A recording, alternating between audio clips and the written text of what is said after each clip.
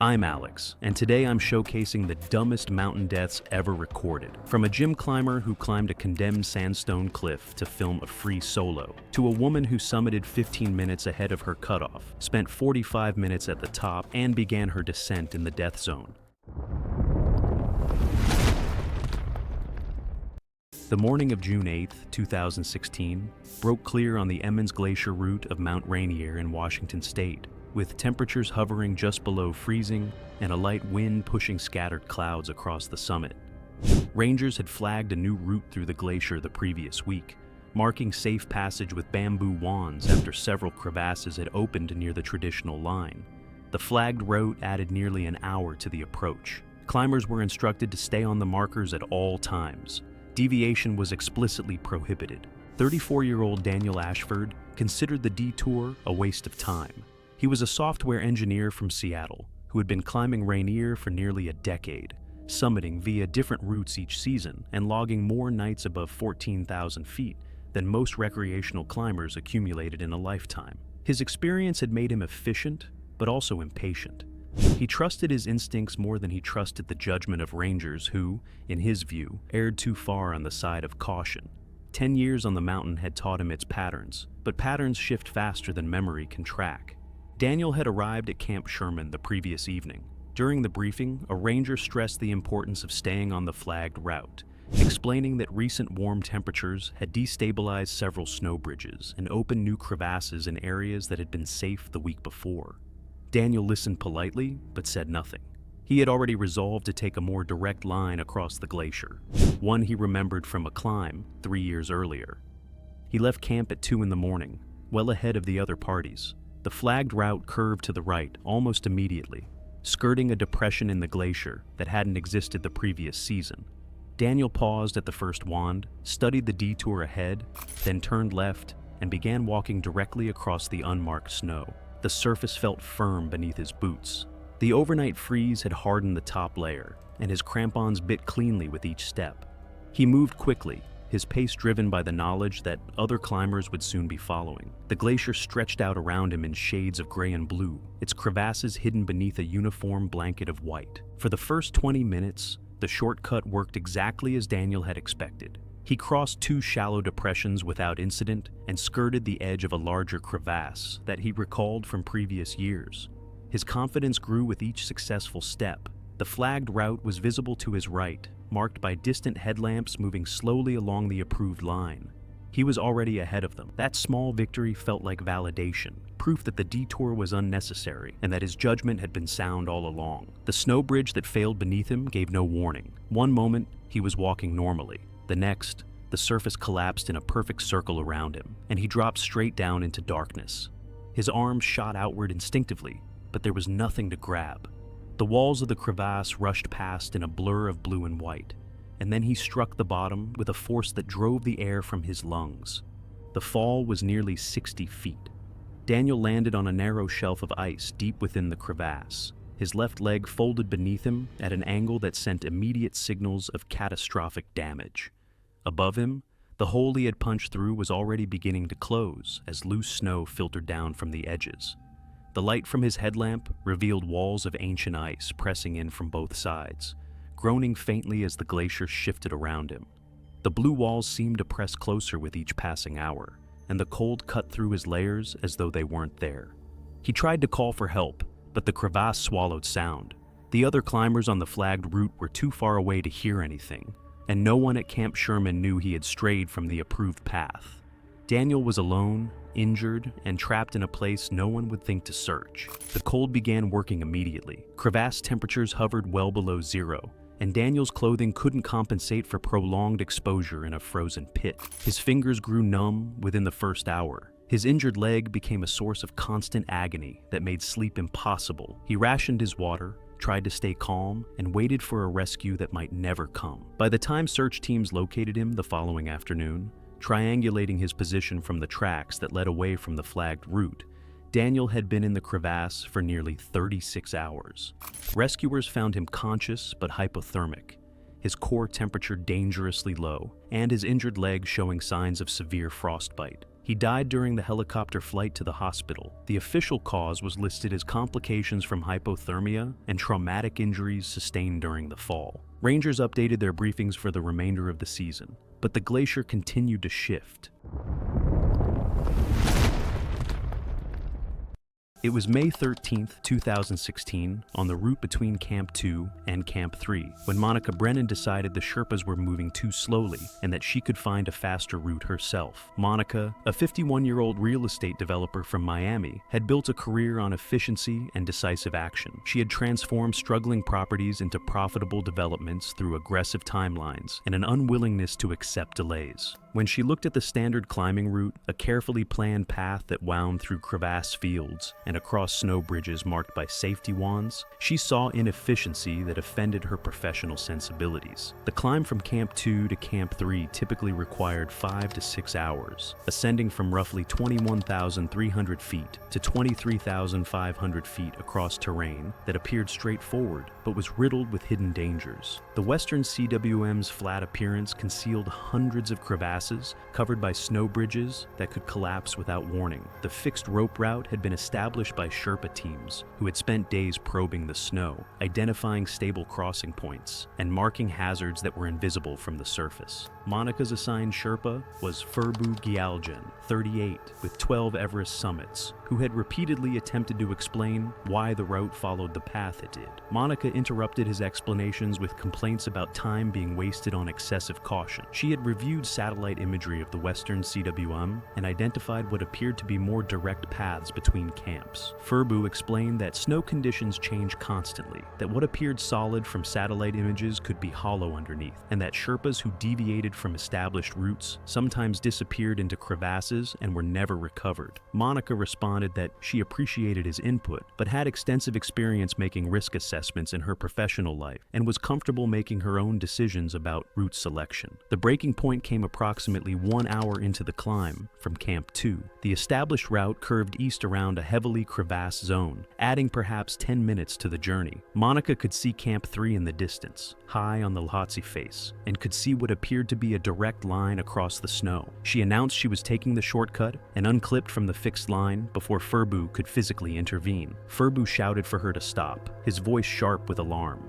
Monica ignored him and began walking across unmarked snow, her crampons crunching through the surface crust. For 50 feet, the snow held. Monica glanced back at Furbu with an expression that communicated vindication, proof in her mind that the excessive caution was unnecessary and that decisive action was saving time. On her 51st step, the snow beneath her collapsed. The crevasse had been completely hidden beneath a snow bridge, perhaps 4 feet thick, solid enough to appear safe, weak enough to fail under load. Monica dropped through without time to react, falling into darkness with a truncated scream that ended as she struck ice roughly 40 feet below the surface. The crevasse was narrow, approximately 8 feet wide at the surface, tapering to just a few feet where Monica wedged between the converging walls. The impact shattered both legs, fractured her pelvis, and caused severe internal injuries that began bleeding into her abdominal cavity. She remained conscious at first, screaming for help, her voice echoing off the ice walls and carrying weakly to the surface. Furbu moved immediately, radioing for assistance while constructing anchors at the crevasse lip. Additional Sherpas arrived over the next hour as word spread along the route, bringing rope systems and hauling equipment. The rescue required establishing bomb-proof anchors, lowering a rescuer to assess Monica's condition and secure her in a harness, then raising her using a multi-point mechanical advantage system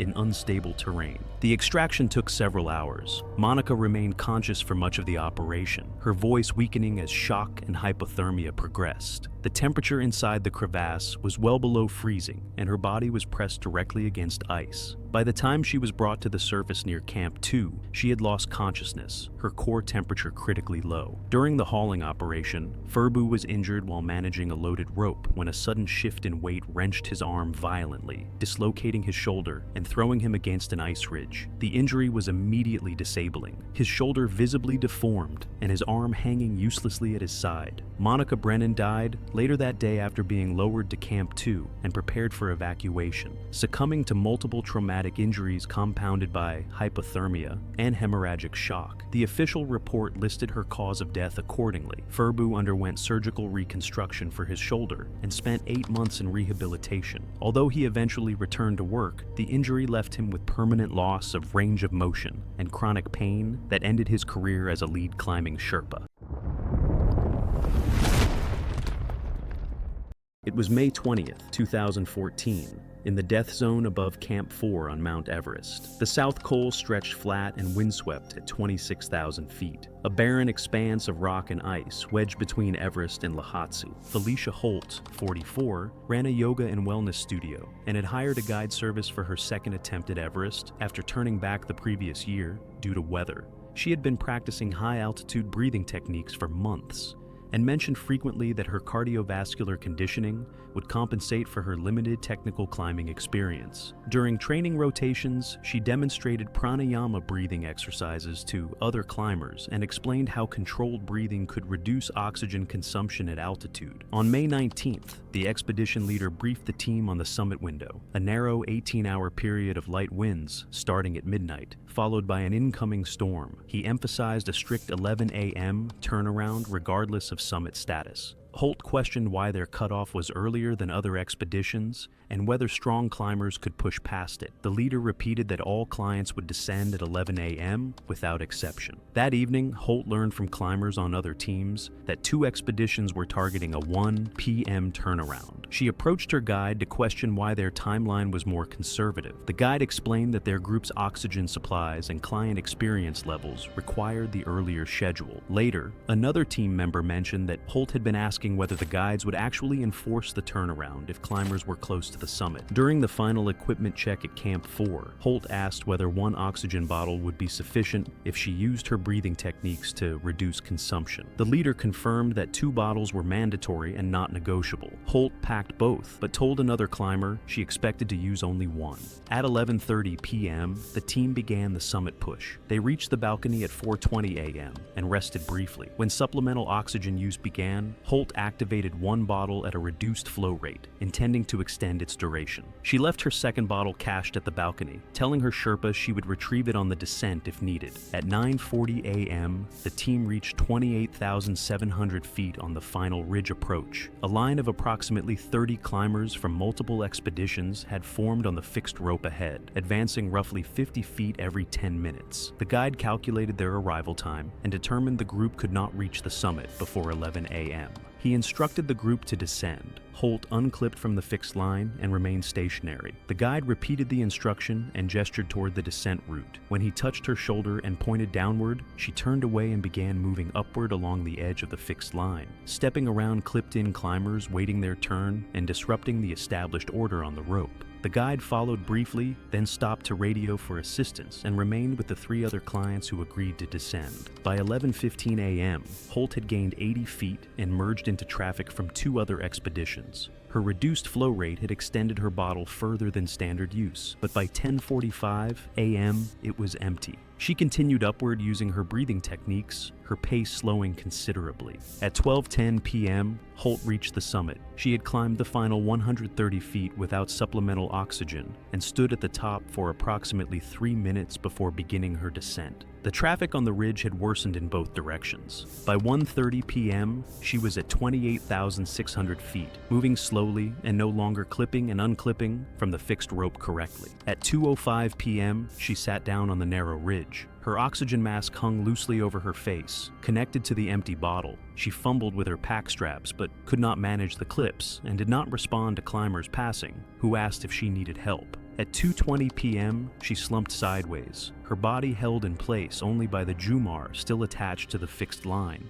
3 nearby climbers attempted to share oxygen using a spare regulator. Her breathing was already shallow and irregular. It stopped at 2:45 p.m. The incoming storm arrived that evening, and high winds the following day prevented any recovery above the south summit. Holt remained fixed to the rope at 28,600 feet, her second oxygen bottle still sitting at the balcony over 1,100 feet below. The investigation determined she died died from acute hypoxia, compounded by exhaustion, concluding that caching her backup supply and refusing the turnaround had left her no margin for the traffic delays on the ridge. The report noted that controlled breathing techniques provide no meaningful protection against hypoxia in the death zone. She was not recovered until 6 weeks later. It was November 3rd, 2013, on the north face of Mount Everest during the late autumn season. Snow whipped across the mountain, cutting visibility to just a few feet. Only the most experienced teams remained as winter conditions began setting in. Leanda Berungela, 41, a fitness entrepreneur from Miami Beach, had built her career on high-intensity training and motivational content about pushing limits. She had summited several major peaks solo and prided herself on her independence. Everest was meant to be the culmination of her climbing career, proving that her mental toughness methodology could conquer any challenge. Above 26,000 feet, navigation depends on following established routes marked by fixed ropes and anchor points. Weather can change in seconds, turning a simple path into a deadly cliff. Guides rely on GPS, rope systems, and landmarks to keep climbers safe, especially in low visibility zones. I kept thinking about how easy it would be for me to get disoriented up there, even if I thought I knew the route. One wrong step in that whiteout could be fatal. Base camp had issued repeated warnings about the worsening weather and stressed the importance of staying in sight of assigned guides. Radio check-ins every 15 minutes were mandatory to ensure no one became separated from the group. Berunguela had clashed with her guide throughout the expedition, criticizing his slow pace and insisting her fitness and experience allowed her to move independently. Despite repeated warnings, she pressed ahead whenever possible, convinced she could navigate on her own. During the summit attempt, visibility dropped below 10 feet as blowing snow and thick clouds turned the mountain into a uniform wall of white. The team moved carefully, using fixed ropes and staying within sight of each other. But Berunguela grew frustrated with each pause, seeing safety measures as unnecessary delays. At a critical transition between two fixed-line sections, she chose to move ahead alone rather than wait for her guide to complete safety checks. I kept imagining myself in that situation, thinking I could handle it on my own, and how quickly confidence could turn into real danger. Confident in her memory and navigation skills, she ignored calls to halt and pressed forward. Within minutes, she lost sight of the team and the fixed ropes. Her radio calls grew increasingly urgent as she realized she could no longer identify landmarks or follow the established path. The extreme cold soon took a serious toll. Her GPS failed in the freezing temperatures, leaving her without a reliable way to navigate. She tried retracing her steps, but the endless white landscape offered no clear points of reference. Snow drifted over tracks, and the uniform terrain made it impossible to judge distance or direction. Her guide's radio calls went unanswered as she pressed forward, relying on failing memory and instinct. As hours passed, the weather worsened with strong winds and blowing snow, reducing visibility to near zero. Berunguela unknowingly entered a high-risk avalanche zone. Hypothermia drained her strength, and altitude sickness clouded her judgment. Her calls for help grew weaker, movement slowed, and the mountain's dangers closed in, turning the climb into a desperate struggle for survival. Search teams found her body 4 days later, nearly a mile off the main route. She had spent over 18 hours in the death zone, succumbing to exposure and exhaustion. Her equipment was scattered, showing she had tried to signal for help. I couldn't stop thinking about how one small mistake can get you completely turned around, and how being stubborn alone on the mountain can quickly become dangerous. The coroner confirmed death from severe hypothermia and exhaustion, with contributing factors including altitude sickness and dehydration. Her final coordinates showed she had been moving in circles, unable to find the main route. The incident underscored the importance of maintaining team cohesion in extreme conditions. Personal strength and determination could not replace teamwork and adherence to proven safety protocols. Fitness industry publications covered the tragedy, noting the fatal consequences of ignoring guidance in extreme environments. Following the incident, her motivational brand quietly disappeared from social media. The mountain had claimed another climber who believed personal excellence could substitute for collaboration, patience, and strict adherence to survival strategies. It was May 17th, 2016, on the south col of Mount Everest, a wind-stripped saddle at 26,000 feet, where the temperature that evening was falling below -20. The thin air doesn't announce what it's doing to a person. It just quietly disassembles them from the inside out. And by the time the symptoms are visible to anyone watching, it is already too late. Laurie Vanden was 41 and worked as a regional sales director for a pharmaceutical distribution company based in Phoenix, Arizona. She had completed several Himalayan trekking expeditions over 4 years and had summited 2 peaks above 20,000 feet through commercial, guided programs. Her Everest permit had cost roughly $65,000, a figure she referenced often enough that other expedition members later told investigators they knew the number before they knew her name. She had joined a commercial guiding operation out of Kathmandu and arrived at base camp in early April with gear that was mostly still tagged on arrival. She had no prior experience above 24,000 feet and had never spent a night in the death zone. Her lead guide had flagged concerns about her acclimatization pace to FETA operations staff during the rotation weeks. She pushed back on rest days repeatedly. Other team members described her as someone who treated the mountain the way she treated quarterly targets, as a problem to be solved through force of will, not biology. By 6:30 p.m., wind gusts were reaching 40 miles per hour across the col, and the temperature had dropped sharply since late afternoon. Most climbers had retreated to their tents for rest before the planned pre-dawn summit push. Laurie had not.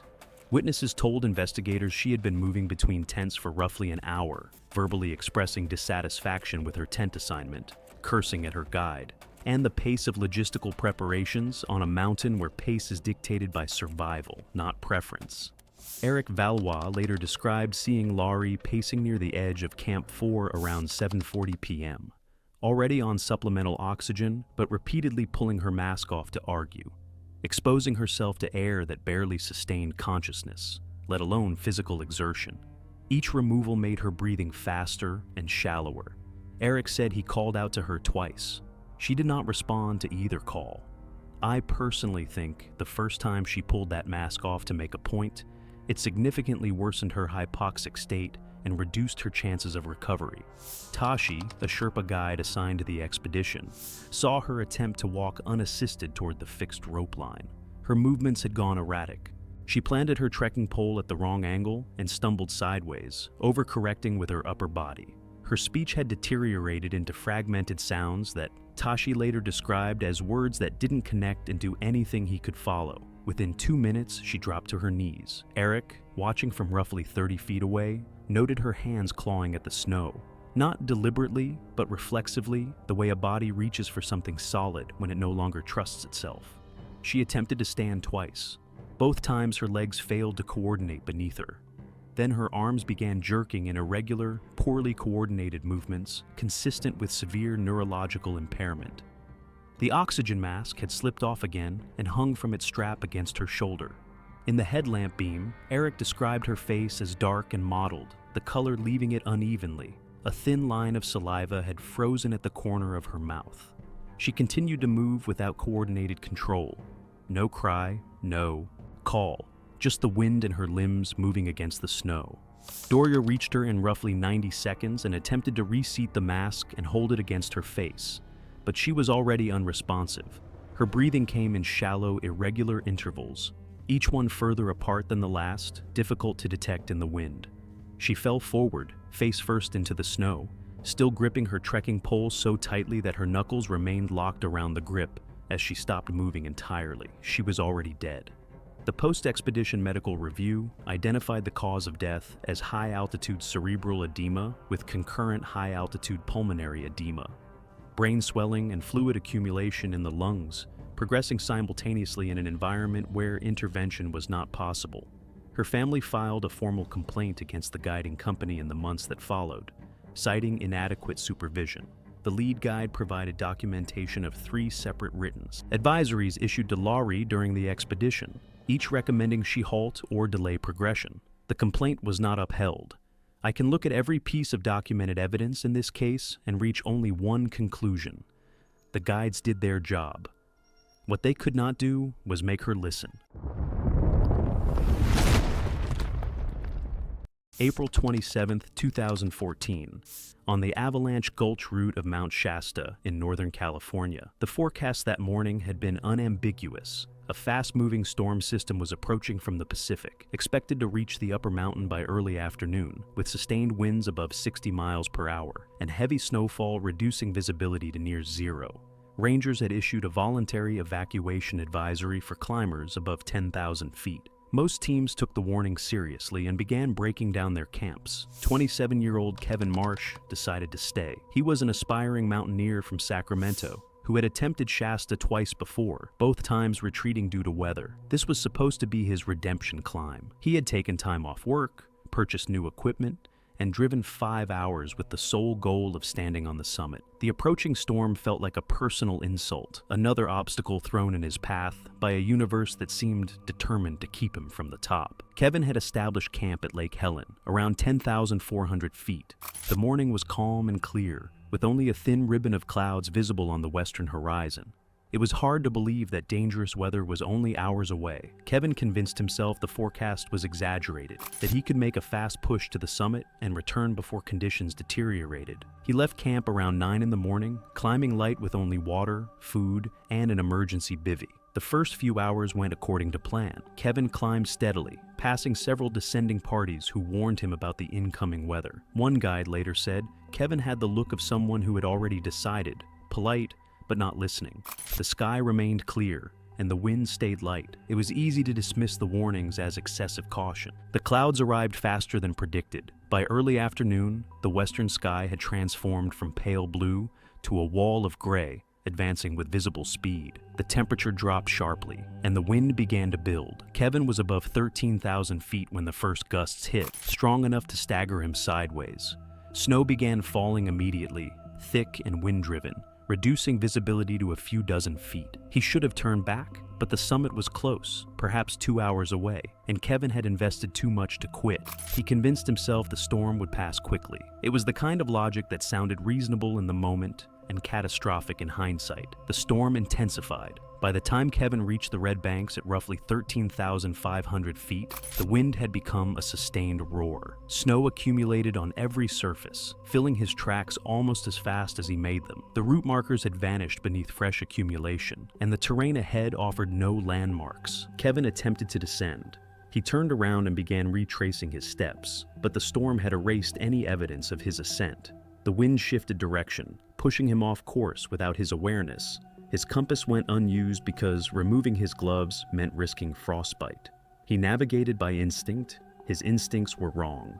The wind-loaded slope released above him without warning. Fresh snow had accumulated on a layer of older, weaker snow that couldn't bear the additional weight. The fracture propagated across the slope in less than a second, setting the entire surface in motion. Kevin heard the sound before he felt the impact, a deep, resonant whump that seemed to come from everywhere at once. The avalanche swept him off his feet.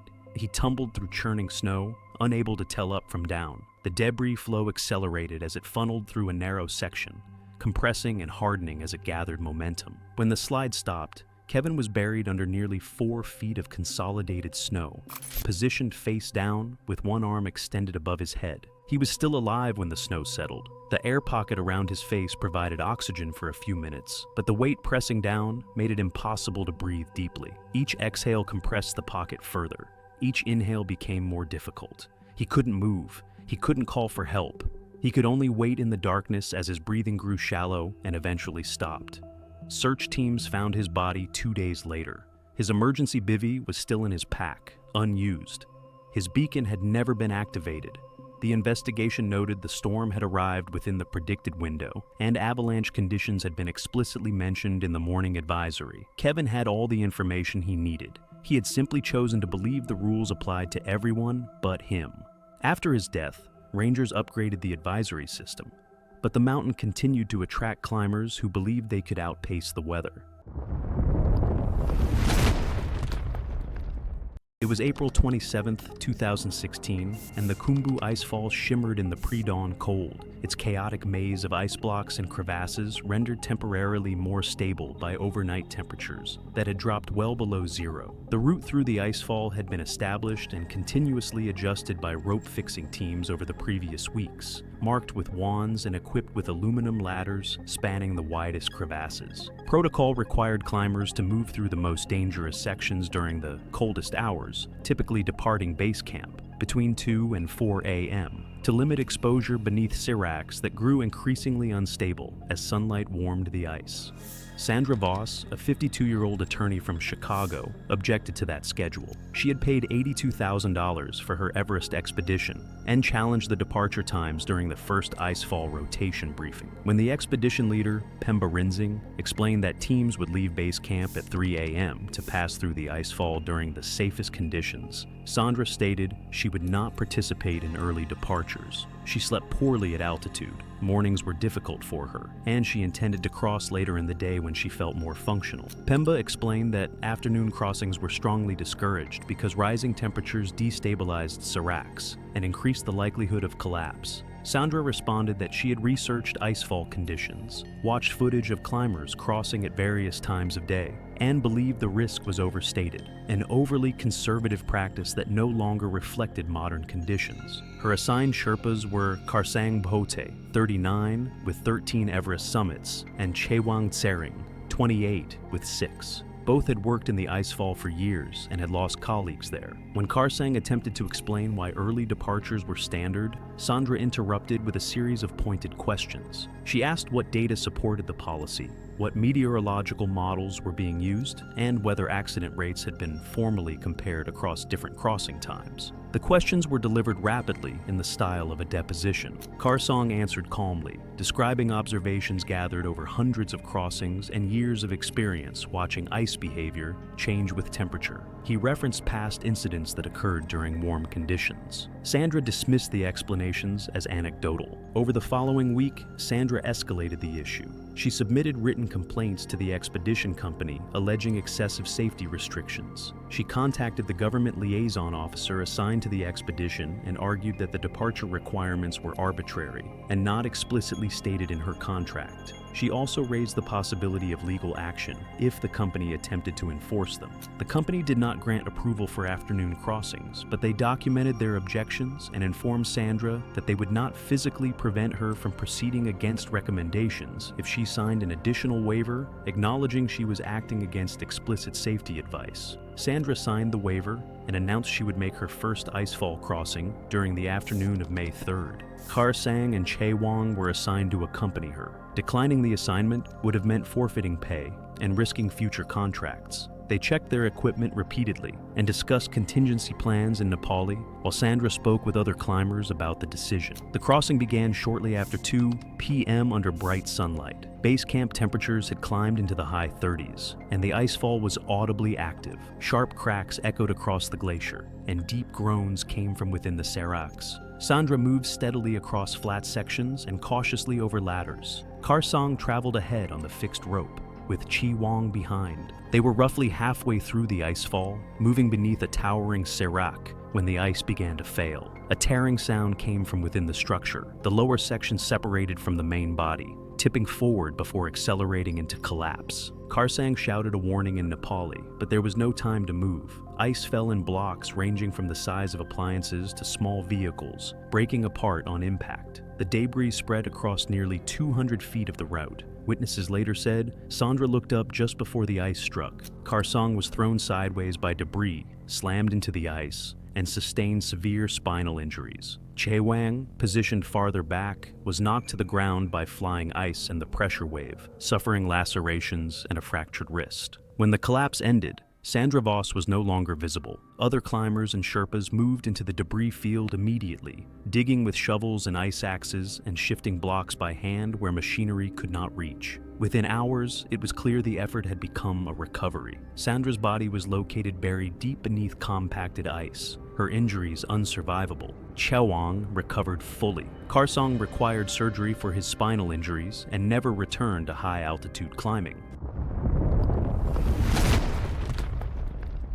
It was May 11, 2016, on the southern route of Mount Everest. The campsite consisted of dozens of tents arranged in clusters by expedition group, connected by paths stamped into the snow. Climbers moved between tents in the late afternoon, preparing gear and resting before the next rotation up the mountain. Jolene Harwood, 41, worked in real estate development, and had paid for a guided expedition after completing a single mountaineering course in Colorado 6 months prior. She arrived in Nepal with climbing gear purchased online, including a harness system, carabiners, and ascending devices that cost roughly 40% less than equipment sold by the expedition outfitter. When other climbers asked about her gear during the trek to base camp, Harwood indicated she had done extensive research and found equivalent quality at better prices. During the mandatory gear inspection at base camp, the lead guide identified that Harwood's harness was a recreational sport climbing model designed for gym use and single-pitch routes. The belay loop was thinner than mountaineering standards, and the stitching was lighter weight than expedition-grade harnesses built for multi-week use under heavy loads. The guide recommended she purchase a replacement from the outfitter's supply for $280. Harwood refused, pointing to the UIAA safety certification on the label, and suggesting the guide was attempting to upsell unnecessary equipment. Over the following 2 weeks, Harwood's harness showed visible wear on the belay loop stitching. The fabric had begun to fray where it looped through the waist belt connection point. Another climber pointed this out at Camp 1, and a Sherpa raised the same concern on the climb to Camp 2. On both occasions, Harwood inspected the harness briefly and dismissed the concern, attributing it to normal abrasion and asserting she was capable of recognizing genuinely damaged equipment. She did not report the wear to the guides or request a replacement. On May 10th, the team moved to Camp 3 at 24,000 feet in preparation for the summit push.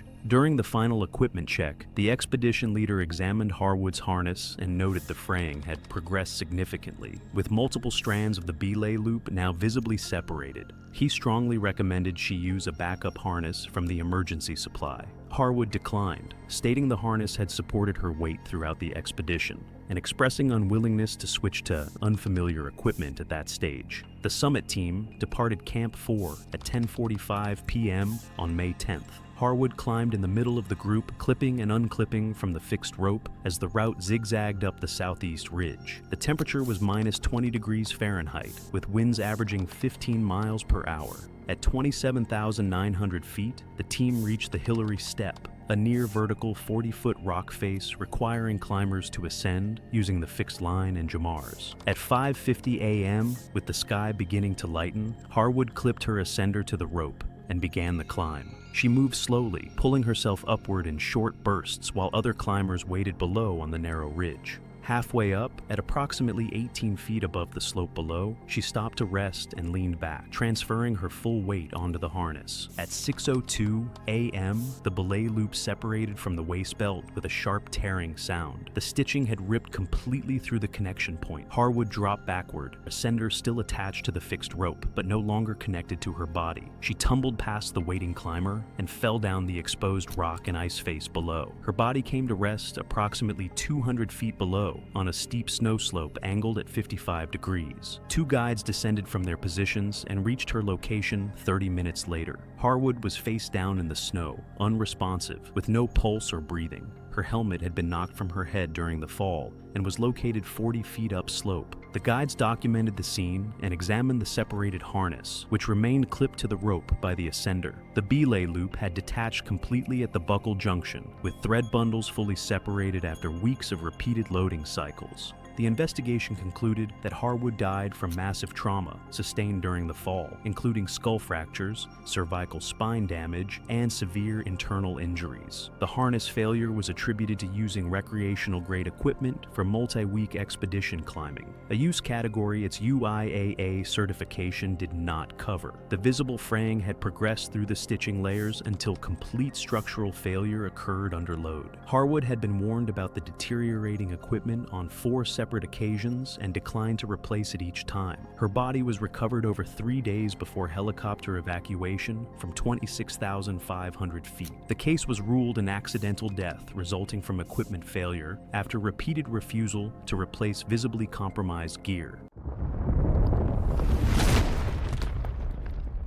It was April 15, 2015, on the slopes of Mount Everest. The morning sun stretched across the Khumbu icefall as climbers prepared to move higher, stepping carefully through shifting ice and narrow ladders. Even early in the day, the conditions felt unstable and every movement required focus. Mimosa Maktoum, 44, worked as a luxury real estate agent in Manhattan. Her climbing experience was limited to a few guided trips, but she approached Everest with strong confidence. After months of preparation and a costly expedition, she treated the climb as something she had earned rather than something she needed to adapt to. From early on, she focused heavily on documenting the journey, making it clear that reaching the summit with photos mattered to her. I noticed she treated the climb like a fixed goal, not something that could change based on conditions. As the team moved higher, guides emphasized the importance of reducing weight. At extreme altitude, even small increases in load can slow movement and increase risk. Sherpas carried carefully measured gear, balancing what was needed for survival with what they could physically manage. Every item had a purpose, and anything extra could become a problem later. Mimosa pushed back against those limits. She insisted her Sherpa carry additional personal items, including camera equipment, extra clothing, and non-essential supplies. The added weight went beyond what was recommended. When concerns were raised, she dismissed them and continued with her plan. That stood out to me. It wasn't just extra gear. It was an extra strain on someone already working at their limit. On summit push day, the team left Camp 4 in the early hours, entering the death zone where oxygen levels are critically low. At first, progress was steady, but it didn't take long for the added weight to slow things down. Her Sherpa began falling behind, breathing harder and struggling to keep pace. Other team members offered to redistribute the load, but she refused. She wanted everything kept with her, and the climb continued at a slower pace because of it. By early morning, it was clear they were behind schedule. At that altitude, timing matters. Weather windows are short, and delays increase exposure to risk. As they continued upward, winds began to pick up, and visibility started to drop. I could tell this was where things shifted. The delay wasn't just slowing them down anymore, it was putting them into worsening conditions. As they approached higher sections, the weather deteriorated quickly. Winds strengthened and temperatures dropped sharply. Other teams began turning back. Mimosa's team was still exposed, still climbing, and now dealing with fatigue and worsening weather. Her Sherpa eventually reached a point where he could not continue. The added load and altitude had taken too much out of him, and he collapsed on the route. At that moment, the expedition leader called for an immediate descent. Mimosa resisted. She argued she had come too far to turn back. The discussion took time, and in that environment, even a few minutes matter. By the time she agreed to descend, the storm had fully arrived. Visibility dropped to near zero, and the team struggled to move safely. Temperatures fell to extreme levels, and every step became harder. They were forced to stop on a narrow section of the mountain, exposed to wind and cold, with no proper shelter. This was where everything caught up at once. The delay, the added weight, and the worsening weather left them with little chance to recover. They remained exposed through the night, using up oxygen and energy while trying to stay alive. Without shelter and with limited supplies, their bodies began to shut down under the stress of altitude and cold. By morning, Mimosa could no longer continue. She had become too weak to move, and the effects of exposure had taken over. At some point during the night or early morning, she lost her footing and fell from the narrow ledge where they had stopped. Rescue teams later found her body about 200 feet below. The cause of death was ruled as severe hypothermia and exhaustion, with contributing altitude effects. The prolonged exposure, combined with earlier delays, left her body unable to recover. From how it played out, it felt preventable. The warnings about weight and timing were clear, but they were ignored in favor of personal priorities. It was May 21st, 2017, on the southeast ridge of the world's highest peak in the Himalayan range of Nepal, where a fixed rope queue had stalled for over 40 minutes at the Hillary Step. The combination of commercial crowding, extreme altitude, and one unclipped carabiner was already in the process of becoming fatal. Maribel Kaplan was 38 and worked as a regional sales director for a pharmaceutical distribution company in Houston, Texas. She had taken up mountaineering in her early 30s following a divorce, progressing through technical peaks in South America and Central Asia over 5 years. The summit had been a publicly announced goal posted on her company's internal blog 2 years prior. She paid a commercial guiding company roughly $60,000 for the permit, logistics, and summit attempt. She arrived at base camp 8 weeks earlier and completed 2 acclimatization rotations. Already frustrated with the slow pace and convinced she deserved priority, she muttered complaints under her breath, voice sharp enough that fellow climbers 2 positions away glanced over with annoyance. The former Hillary Step area in busy season. functions less like a climbing challenge and more like a single-file bottleneck, with lethal consequences for any uncontrolled movement. The fixed ropes anchored along its face are the only barrier between a climber and a drop of several thousand feet off the exposed ridge. At roughly 28,700 feet, the human body operates on a fraction of sea level oxygen, and the impairment to both judgment and fine motor, coordination is measurable and well documented. On this particular morning, 11 climbers were compressed onto terrain that comfortably accommodates 3. Temperature sat near negative 20 degrees Fahrenheit, with sustained winds of 30 miles per hour. By 6:10 a.m., Maribel had been stationary on the ledge for nearly 45 minutes. By now, her impatience had escalated into open irritation. She jabbed her ice axe against the ledge, huffing audibly and glaring at climbers ahead of her, occasionally snapping at the guide to move faster. Stefan Brauer, a 44-year-old German climber with 2 prior Himalayan summits, was positioned roughly 6 feet above her on the fixed rope. Below her, a Nepali high-altitude guide named Nima Sherpa was managing the group's spacing. The ledge at that section was barely 2 feet wide, ice-coated rock with a clean vertical drop on the downhill side. At approximately 6:15 a.m., the queue stalled again. Maribel unclipped from the fixed rope. Stefan, looking down at that moment, called out for her to stop. She moved sideways regardless, attempting to pass 2 climbers directly above her. Personally, I think exhaustion stops being a background detail at this exact moment and becomes the actual cause of everything that follows. Her crampons scraped audibly against the mixed ice and granite surface as she shifted her weight laterally. One crampon failed to bite. Her left foot swung outward and found no purchase. The slip was immediate. Her arms came out to both sides, no rope within reach, no surface to catch against. She fell backward between 30 and 40 feet and struck an exposed rock outcrop head first before coming to rest on a sloped ice shelf below. The impact was visible to at least 3 climbers above. Her helmet split along the right side on contact. Blood spread across the ice beneath her head within seconds. Her body moved once, a single involuntary contraction, then went completely still. Stefan called out. A second climber above him immediately began calling down to Nima. Nima reached her within minutes. He found no breathing and severe cranial trauma visible beneath the fractured edge of her helmet. Given the extent of visible injuries and the altitude, no resuscitation attempt was considered viable. I find it hard not to think about what happens if she simply stays clipped to that rope for another 10 minutes. That thought doesn't go anywhere, but it doesn't leave either. She was confirmed dead before any medical team reached her. The report concluded death occurred at the scene. Maribel's company posted a tribute on their internal platform 2 days after news reached Houston. The summit photograph she had promised to share with her team was never taken. What I keep returning to is that the guiding company's post-season incident documentation categorized this under client decision. And the framing, more than anything else in this story, is the most honest thing they probably ever said about how commercial high-altitude operations actually work. By September 14, 2015, in the Blue Mountains of New South Wales, Australia, the afternoon heat had settled into the valley, and the sandstone cliffs glowed orange in the late sun. A section of wall known locally as Cathedral Ledge had been fenced off for nearly 4 years, ever since a series of unexpected rockfalls had killed 1 climber and injured 2 others. Rangers had installed permanent barriers, posted warning signs in 3 languages, and added motion-activated cameras after reports of trespassers. The closure wasn't a suggestion. It was a legal prohibition backed by fines and potential prosecution.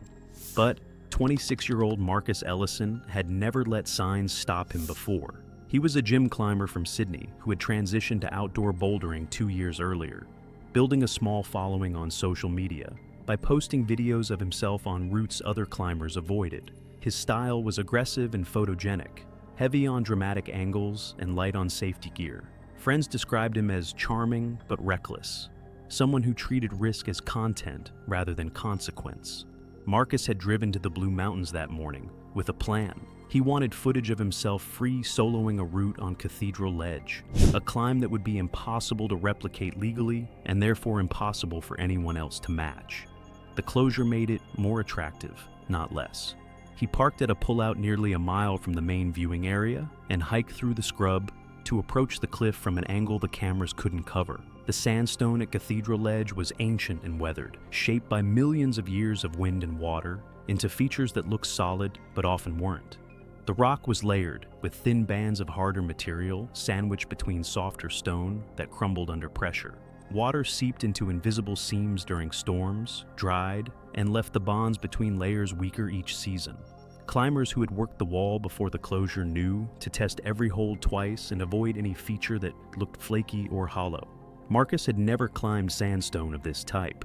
His experience was limited to granite boulders and plastic gym holds, surfaces that behaved predictably and rarely failed without warning. He reached the base of the cliff around 3 in the afternoon. The wall rose nearly 200 feet above him, its surface broken by horizontal cracks and shallow ledges. A faded sign wired to the fence warned of unstable rock and prohibited all climbing activity.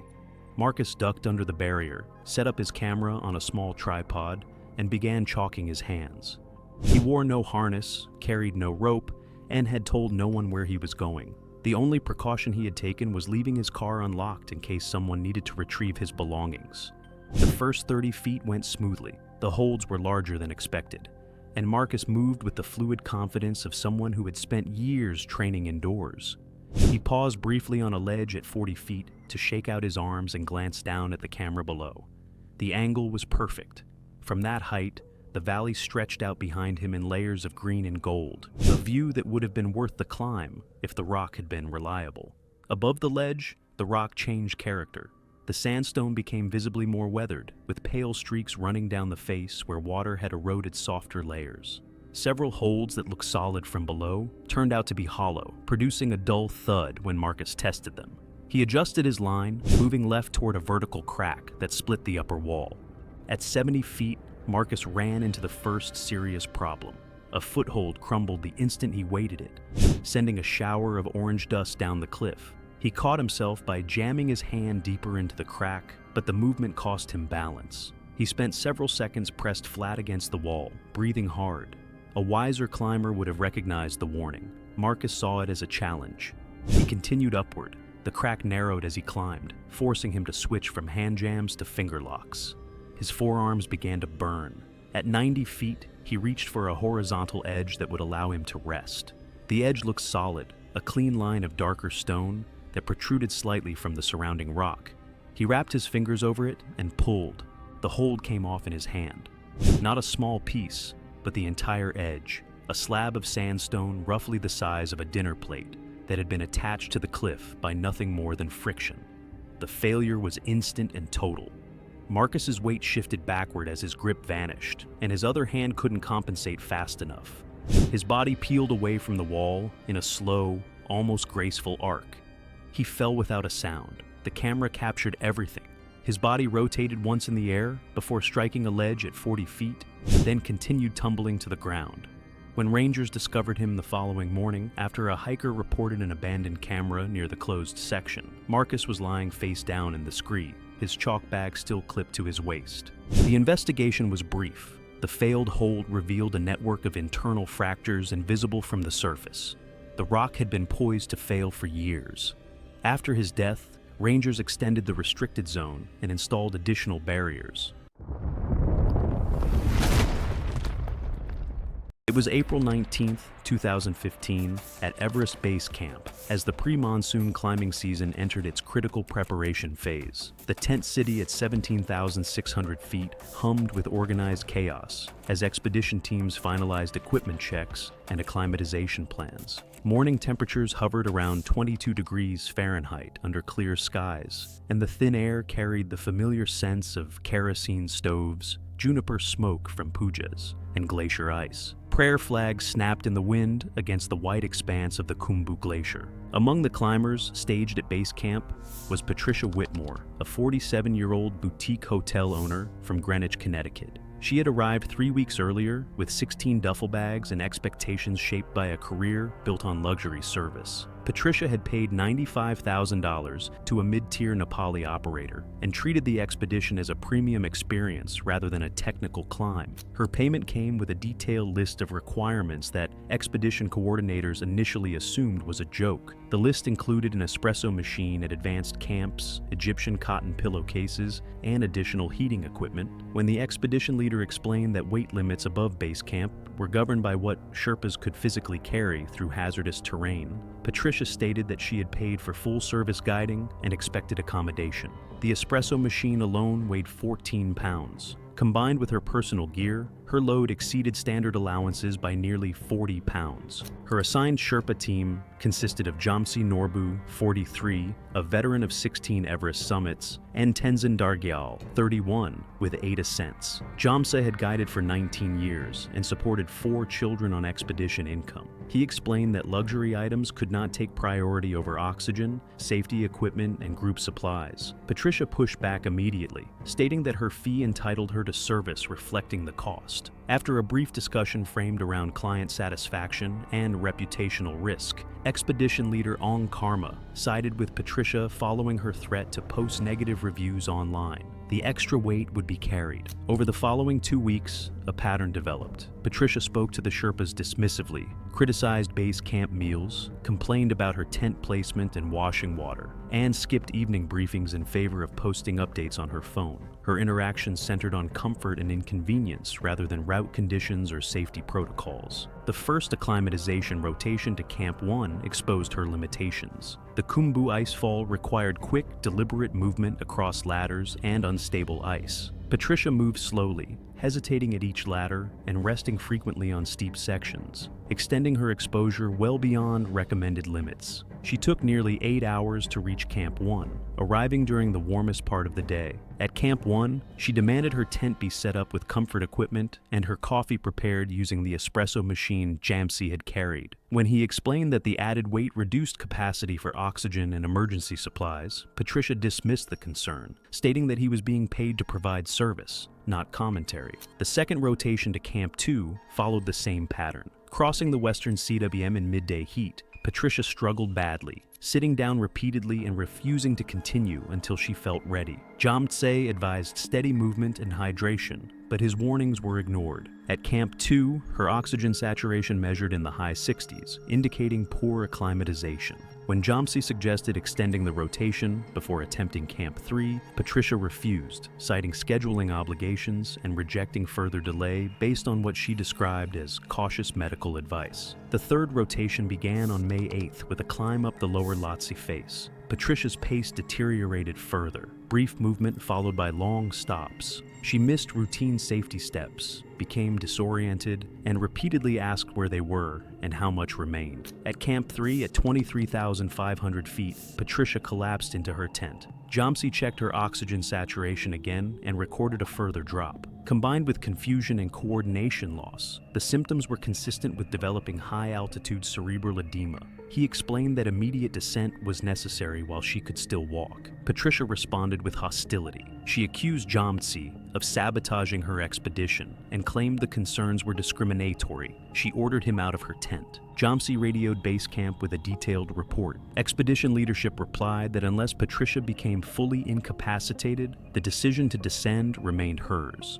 She had signed liability waivers acknowledging the risks. That night, her condition deteriorated rapidly. By 10 p.m., she suffered severe headaches and confusion. By midnight, she could no longer walk. By 2 a.m., she lost consciousness. Jamsi and Tenzin began emergency descent procedures, lowering her unresponsive body down the Lhotse face in darkness and sub-zero temperatures. Patricia Whitmore died at approximately 4:15 a.m. on May 9th, 2015, roughly 400 vertical feet below Camp 3. Jamsi confirmed the absence of breathing and pulse during the descent. After hours of exposure in wet boots and extreme cold, he suffered severe frostbite to 3 toes on his left foot. The injuries required partial amputation and ended his high-altitude guiding career. It was May 3, 2017, on the standard southeast ridge route of Mount Everest. Camp 3 clung to the steep Lhotse face at 24,000 feet, a collection of tents anchored to ice ledges carved into the 50-degree slope. Claudia Beverly, 49, was part of a commercial expedition and had paid for a premium package that included dedicated Sherpa support and customized services. She worked in wealth management and had completed one previous high-altitude climb on Mount Kilimanjaro, which required no technical skills or supplemental oxygen. Beverly mentioned frequently that her premium fee entitled her to personalized attention and scheduling flexibility that standard packages did not include. During the 3-week acclimatization period, Beverly requested modifications to the climbing schedule, including later departure times and extended breakfast periods with specific meal preparations requiring separate cooking. When the expedition leader explained that everyone ate the same meals at the same time for efficiency, Beverly pointed to her package's mention of customized service. The guides accommodated her requests when possible, though this required her personal Sherpa to prepare food separately. Beverly also requested longer rest stops during climbs. During the ascent from Camp 1 to Camp 2, she stopped 6 times, each time resting for 10 to 15 minutes, causing the group to arrive at Camp 2 nearly 2 hours behind the main team. When the expedition leader noted that extended delays could create problems during the summit push, Beverly maintained she was managing her energy appropriately and understood her own physical limits. On May 2nd, the expedition leader announced a weather window opening May 4th, with summit attempts departing Camp 4 around midnight. He emphasized that all climbers needed to maintain group pace for safe descent before afternoon weather deterioration. Beverly approached him privately to argue that her premium package entitled her to climb at her own pace with dedicated Sherpa support.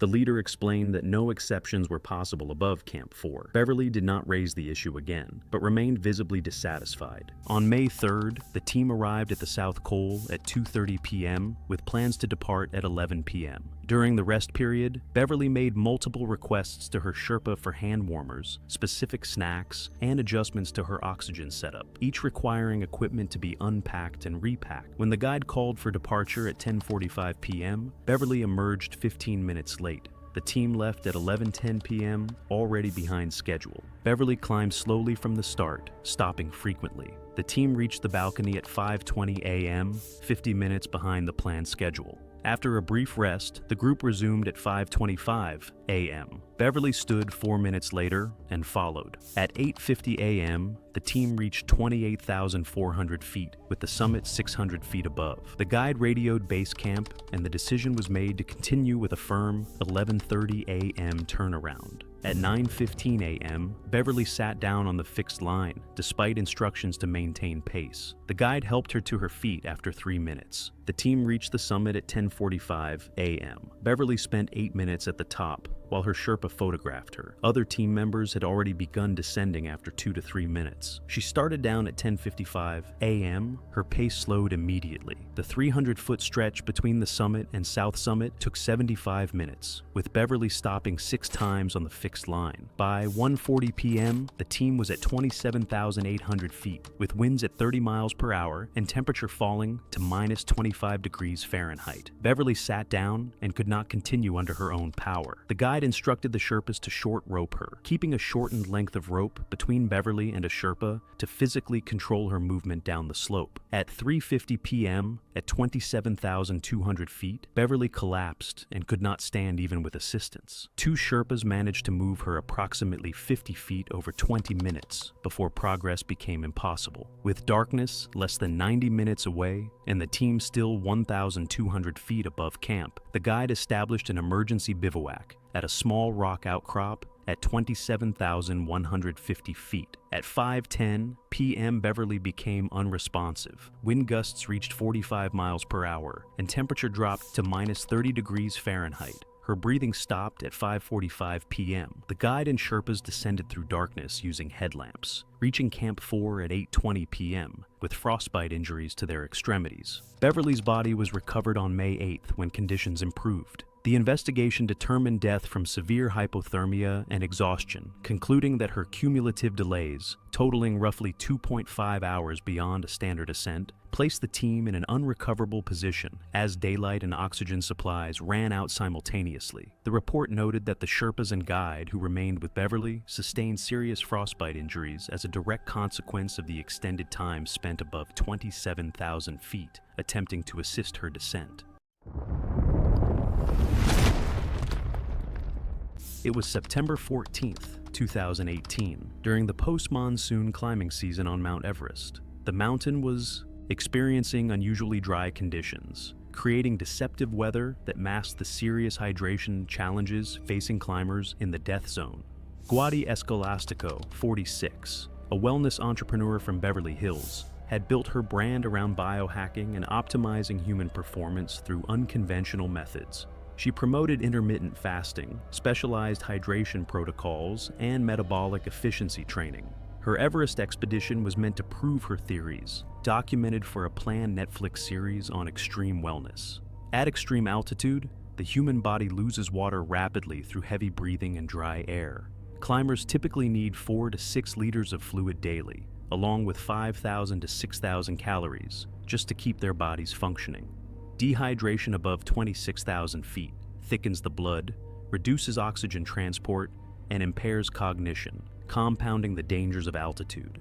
Medical teams at base camp had stressed strict hydration and nutrition, warm liquids every 30 minutes, high-calorie foods every hour, and avoiding low-altitude strategies were essential. Escolastico dismissed these warnings, believing her own mountain optimization protocol could handle the stress. She practiced strategic dehydration to train her kidneys and intermittent fasting to improve fat-burning efficiency, ignoring her guide's advice. It was wild to think someone could be so confident in their methods that they ignored experts. I kept imagining how tempting it would be to feel smarter than everyone else, even when your life is on the line. From Camp 4, she immediately deviated from standard hydration practices. She drank little, claiming her body was adapted for efficiency. Warm tea and soup were declined because they didn't fit her self-imposed precision nutrition schedule. By morning near 27,000 feet, warning signs were clear. Her speech slurred, coordination faltered, and urine output dropped to almost nothing. She was showing early dehydration despite the cold. Seeing someone ignore these signs made it clear how easy it is to misread your own body. I pictured myself stumbling, thinking everything was fine, not realizing the danger. Her guide pressed her to drink, but she insisted her body was accessing stored hydration, and that stopping her protocol would hurt performance. As they climbed, her blood thickened, reducing oxygen flow to her brain and muscles. She stumbled frequently and showed confusion, but remained determined to follow her plan. By 28,000 feet, dehydration-induced altitude sickness became severe. Her heart raced, skin lost elasticity, and she experienced disorientation. She finally drank, but her body could not process fluids at that altitude, and the damage was irreversible. I couldn't help but feel scared seeing how stubborn decisions could pile up, one after another, pushing someone past the point of no return. During the final push to the summit, her severely dehydrated body gave out. She collapsed, unable to stay upright on the icy slope. Her guide quickly secured her with a safety rope and began emergency rehydration, giving small sips of electrolyte solution while monitoring her pulse and breathing. He radioed base camp for urgent evacuation, explaining her critical condition. Despite these efforts, her body continued to weaken. Her movements were sluggish, her skin pale and dry, and she became increasingly disoriented. The extreme altitude amplified the effects of dehydration, making the descent a struggle for both her and the guide. Even with help from team members, the prolonged lack of fluids had caused irreversible damage. She died at 28,400 feet from severe dehydration, acute mountain sickness, and cardiovascular failure. The coroner found her blood dangerously concentrated, essentially turning her circulatory system into sludge. Her water bottles were nearly full, proving she had deliberately avoided proper hydration. The incident was widely reported in wellness publications as a cautionary tale about applying unproven theories in extreme environments.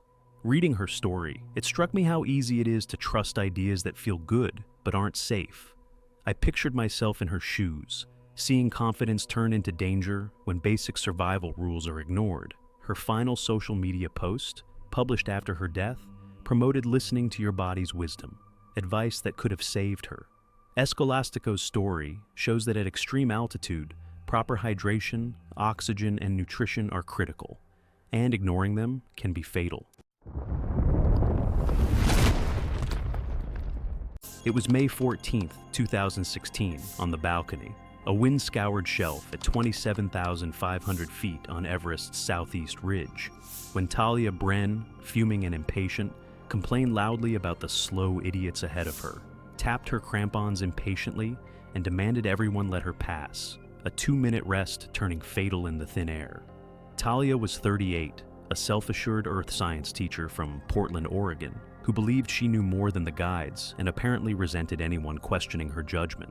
She had only a handful of technical climbs to her name: easy Cascades routes, a single Aconcagua summit, and 2 aborted Himalayan attempts where the guide said later that she blamed the weather rather than her lack of experience. She had never attempted a true high-altitude push without supplemental oxygen. I personally think that for her, Everest was less a goal than a trophy she felt entitled to conquer. Preparation for Talia was more about appearances than skill. She carried a pulse oximeter and logged readings obsessively, but only to prove to herself and others how capable she was.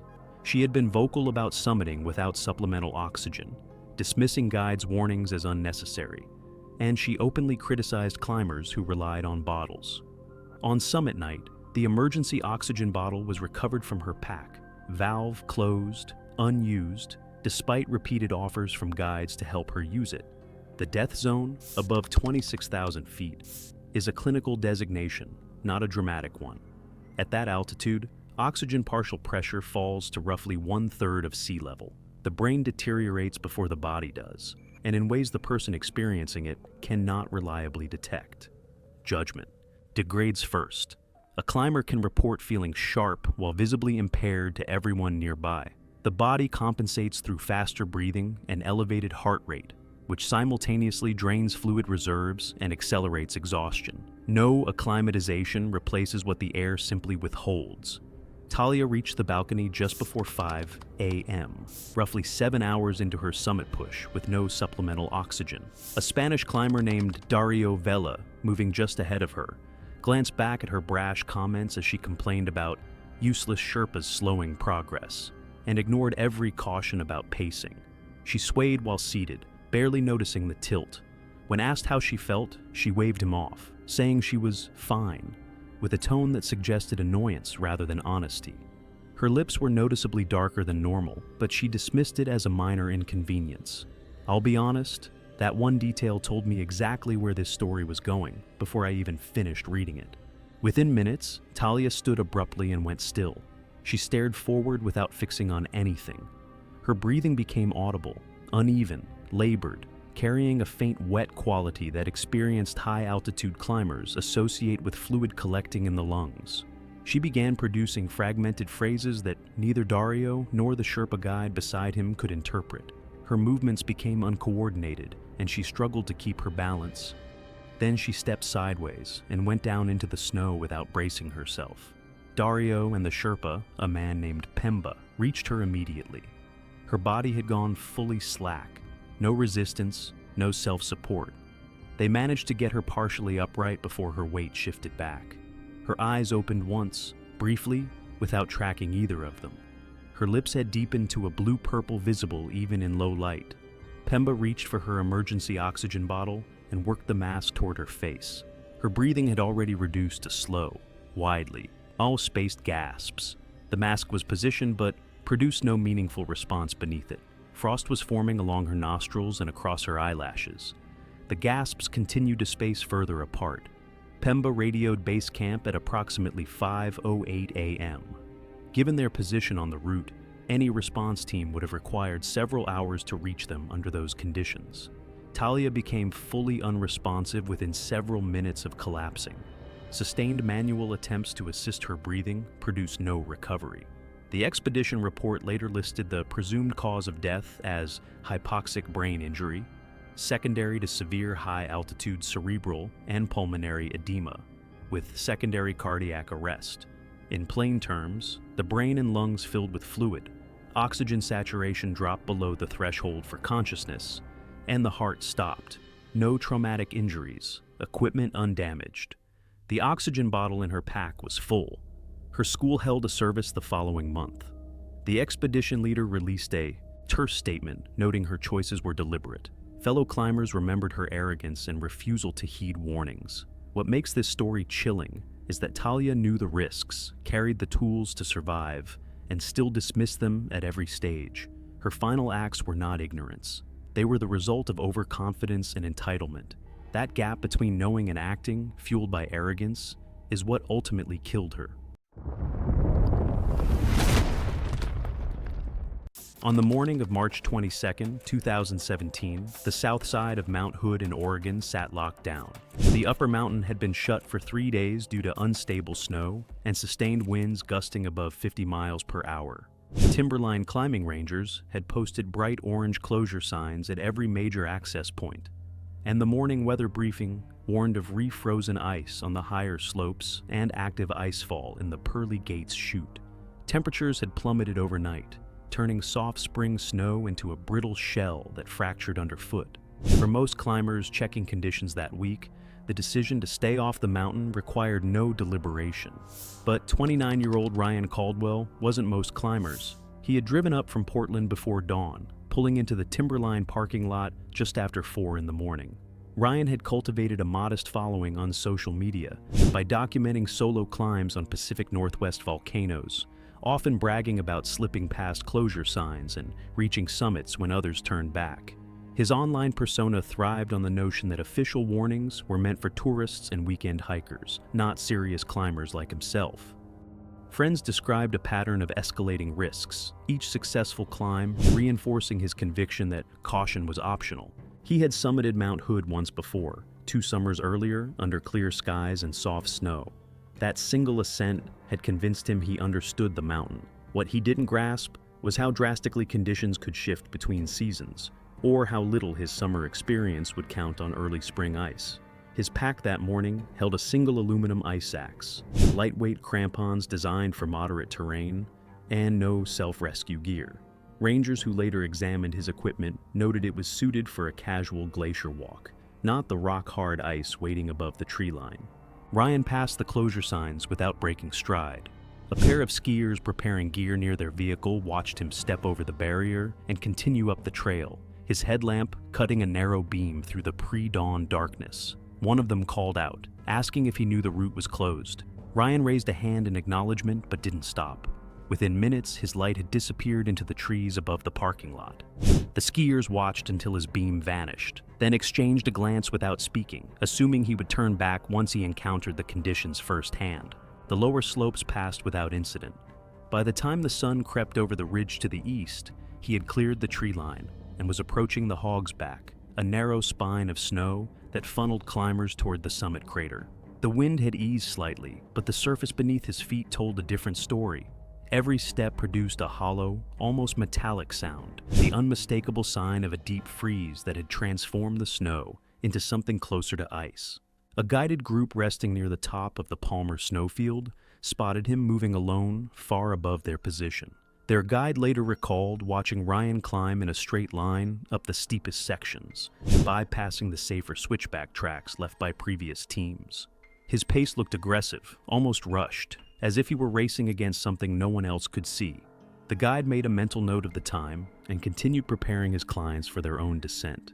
By mid-morning, Ryan had reached the base of the Pearly Gates, a narrow chute carved between 2 unstable rock buttresses that led directly to the summit crater. The chute had been specifically cited in the closure advisory. Warm afternoon temperatures earlier in the week had loosened ice from the upper walls, and rangers had documented fresh debris scattered across the approach. Climbing through the gates during unstable conditions was considered one of the most dangerous decisions a person could make on Mount Hood. The freeze-thaw cycle had worked on the upper walls for days. Daytime warmth expanding fractures, overnight cold, refreezing moisture, and widening cracks until slabs hung by friction alone. Ryan paused at the entrance and looked up. The walls rose steeply on either side, their surfaces streaked with old ice and loose rock. A faint groaning sound echoed from somewhere above, the kind of noise that experienced alpinists recognize as a warning. For a long moment, Ryan stood motionless, his breath clouding in the cold air. Then he stepped forward and began climbing into the chute, committing himself to a route that every official source had declared off-limits. The first 50 feet went smoothly. His crampons found purchase on the hard ice, and his axe bit cleanly into the surface with each swing. The wind funneled through the chute, driving loose snow sideways and reducing visibility to short bursts between gusts. He didn't notice the thin crack spreading through the ice above him, or the way the morning sun had begun warming the eastern wall. The collapse happened without warning. A slab of ice roughly the size of a car door sheared away from the upper wall and dropped straight down the chute. Ryan heard the crack a fraction of a second before impact. He tried to flatten himself against the slope, but the falling ice struck the surface beside him with enough force to shatter into frozen shrapnel. One fragment caught his shoulder and spun him sideways. His axe ripped free, and his crampons lost their grip simultaneously. He began sliding immediately. The surface was too hard, too polished by wind and cold to offer any purchase. His body accelerated down the chute, tumbling once before straightening into a headfirst slide. Witnesses below saw a dark shape emerge from the gates and continue down the slope at terrifying speed. There was no attempt to self-arrest. The ice simply wouldn't permit it. Ryan's body struck a rock outcrop near the base of the chute and continued sliding until it disappeared over a roll in the terrain. The rescue team reached him within 90 minutes. He was found nearly 600 feet below the pearly gates, his body partially buried in wind-drifted snow. The injuries were consistent with a high-speed fall on alpine ice, massive blunt force trauma, multiple fractures, and no signs of life. The investigation confirmed what witnesses had described. Ryan had entered a closed route, climbed through a chute under active icefall conditions, and fallen when unstable ice gave way above him. It was May 11, 2017, at Camp 3 on Everest's Lhotse Face, where Jennifer Crane was staging what she described to her 87,000 Instagram followers as the most authentic summit content the platform had ever seen. Jennifer, a 44-year-old lifestyle influencer from Los Angeles, had spent 23 months preparing for Everest, not through technical training or building high-altitude experience, but through crafting a narrative that positioned her climb as a journey of female empowerment and breaking beauty standards in extreme sports. Her expedition had been partially funded through sponsorship deals with athletic wear companies drawn to her audience demographics. The climbing itself was secondary to the documentation. Jennifer's equipment list included 3 cameras, a professional-grade drone intended for use at lower camps, portable LED lighting panels, and backup battery packs that together weighed 19 pounds. Her assigned Sherpa, Ngima Kusang, 36, with 9 Everest summits, had been hired not primarily to guide her climb, but to function as cameraman, assistant, and content producer. The arrangement had been specified in Jennifer's contract with the expedition company. Ngima would be responsible for filming her on the route, capturing key moments at camps, and ensuring she had footage suitable for the documentary-style videos she produced. Ngima accepted the arrangement because the pay was 40% higher than standard guiding rates, money he needed to fund his daughter's education and medical care for his aging parents. What he had not anticipated was the degree to which Jennifer's content requirements would override basic safety protocols. The problems began during acclimatization rotations, when Jennifer insisted Sherpa's pause load carries to film her ascending fixed ropes with proper lighting and camera angles. What should have been 4-hour climbs stretched to 7 hours as Jennifer demanded retakes and alternate framings. At Camp 2, she required Ngima to stage sequences showing her melting snow for water, preparing meals, and checking equipment, all tasks normally handled by Sherpas, to create the impression of self-sufficiency for her audience. The staging consumed hours during rest periods when climbers needed to rehydrate and recover. When Ngima explained that extended time at altitude without proper rest increased physiological stress and reduced summit chances, Jennifer responded that content quality was not negotiable. Her sponsors expected deliverables, and her audience deserved authentic documentation of her journey. The summit push began from Camp 4 at 11 p.m. on May 17th. Conditions were unusually stable: clear skies, light winds, and temperatures hovering near -30 degrees. Jennifer had been explicit about her content requirements for Summit Day. She wanted footage of herself climbing above the South Summit, reaching the summit ridge with the sunrise behind her, and capturing emotional moments that would communicate the significance of her achievement. The climb went smoothly until they reached the balcony at 27,600 feet. Dawn was approaching, and the sky was shifting from black to the deep blue of high-altitude pre-dawn. Jennifer noticed the lighting and decided they needed to stop for an extended photo session. She set up her camera on a small tripod, adjusted settings for low light, and spent 45 minutes recording selfies and video segments against the changing sky. Other climbers passed them on the fixed line, moving steadily upward while conditions remained stable. Ngima warned her repeatedly that they were burning turnaround time, the predetermined hour by which climbers needed to be descending, regardless of whether they had summited. Turnaround times existed because afternoon weather often deteriorated. Temperatures dropped rapidly as the sun declined, and exhausted climbers caught high on the mountain after dark faced dramatically increased mortality risk. Jennifer responded that she understood the guidelines, but that her situation was different. She felt strong, she believed she was moving well, and the content opportunities created by the light were too valuable to sacrifice to what she called arbitrary timelines. They reached the summit at 9:40 a.m., more than 2 hours past the recommended turnaround time. Jennifer spent 57 minutes on the summit, conducting an extended photo and video session, recording messages for sponsors, and capturing the emotional content she had promised her audience. Ngima urged her to begin descending, explaining they were now critically behind schedule and that the descent would be slow and punishing. Jennifer dismissed his concerns as excessive caution and continued filming until she was satisfied. The descent began at 10:37 a.m.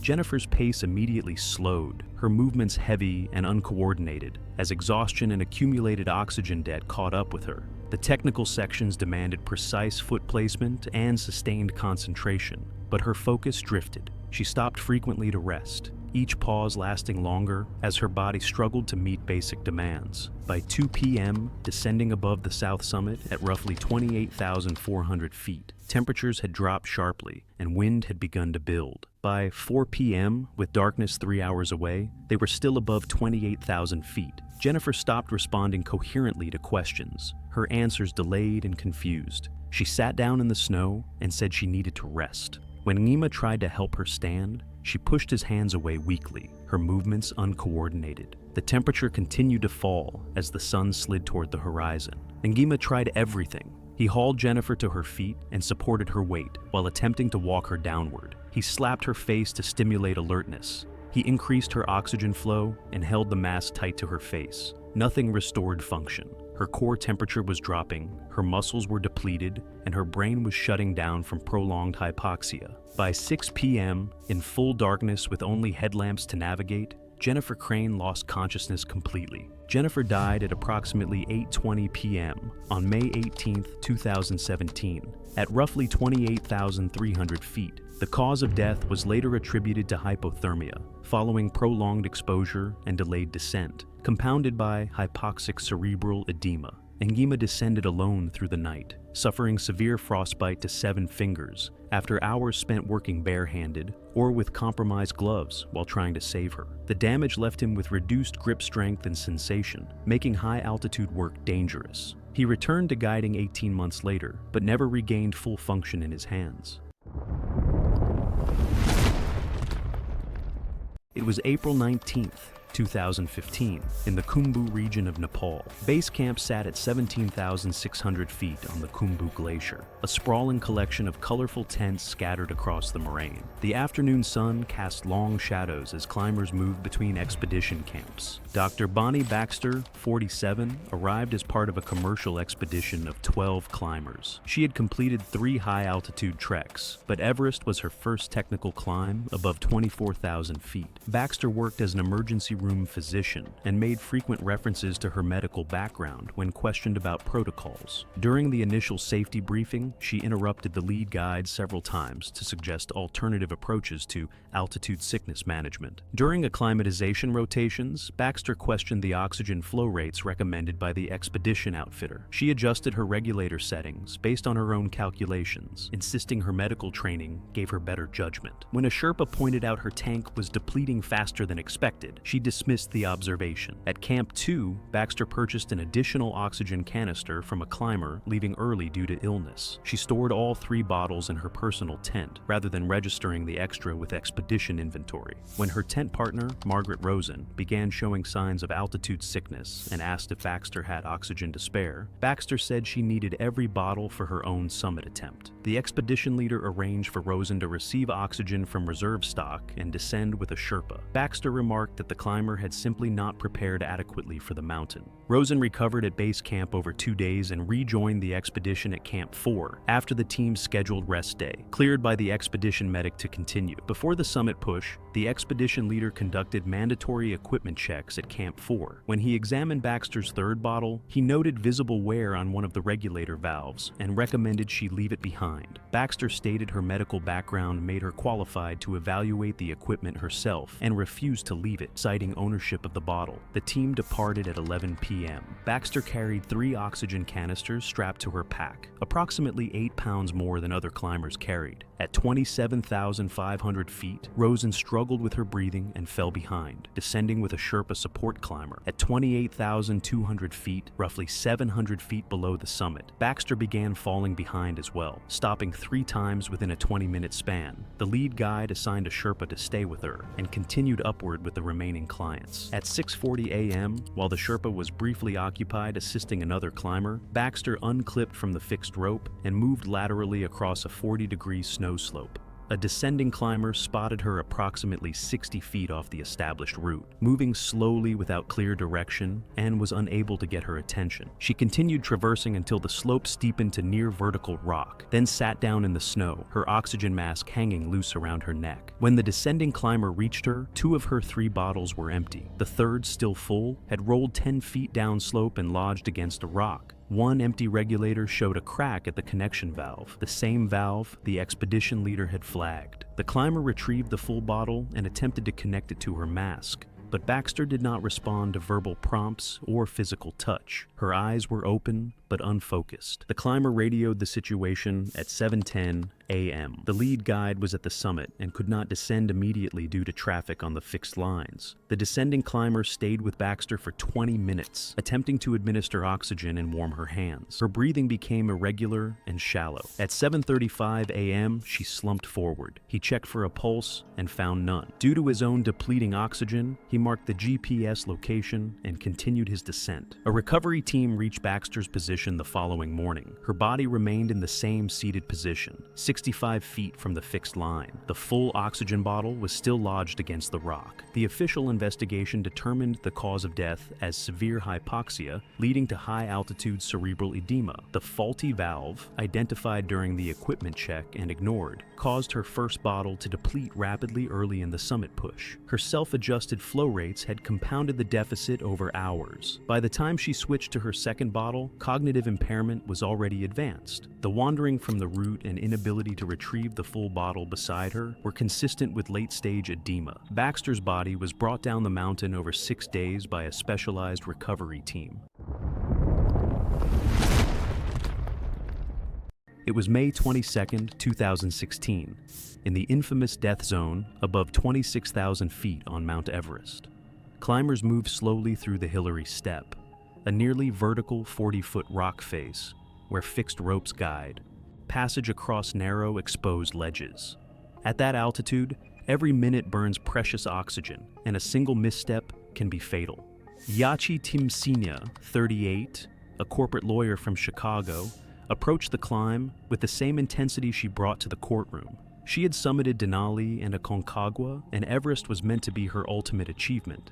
I noticed from the start that she treated the mountain as a contest rather than a challenge that required careful adjustment. Her focus on personal accomplishment and being first in line drove her decisions more than judgment or experience. The Hillary Step is one of the deadliest bottlenecks on the mountain. Climbers must ascend single file, yielding to descending teams, and carefully coordinate movements. Even small delays burn precious oxygen, and every minute spent stationary increases the risk of altitude sickness. At this altitude, cognitive function deteriorates and reaction time slows. Mistakes that might be minor lower down can be fatal here. I noticed how every climber around her was operating on a razor's edge, and any disruption would ripple across the group.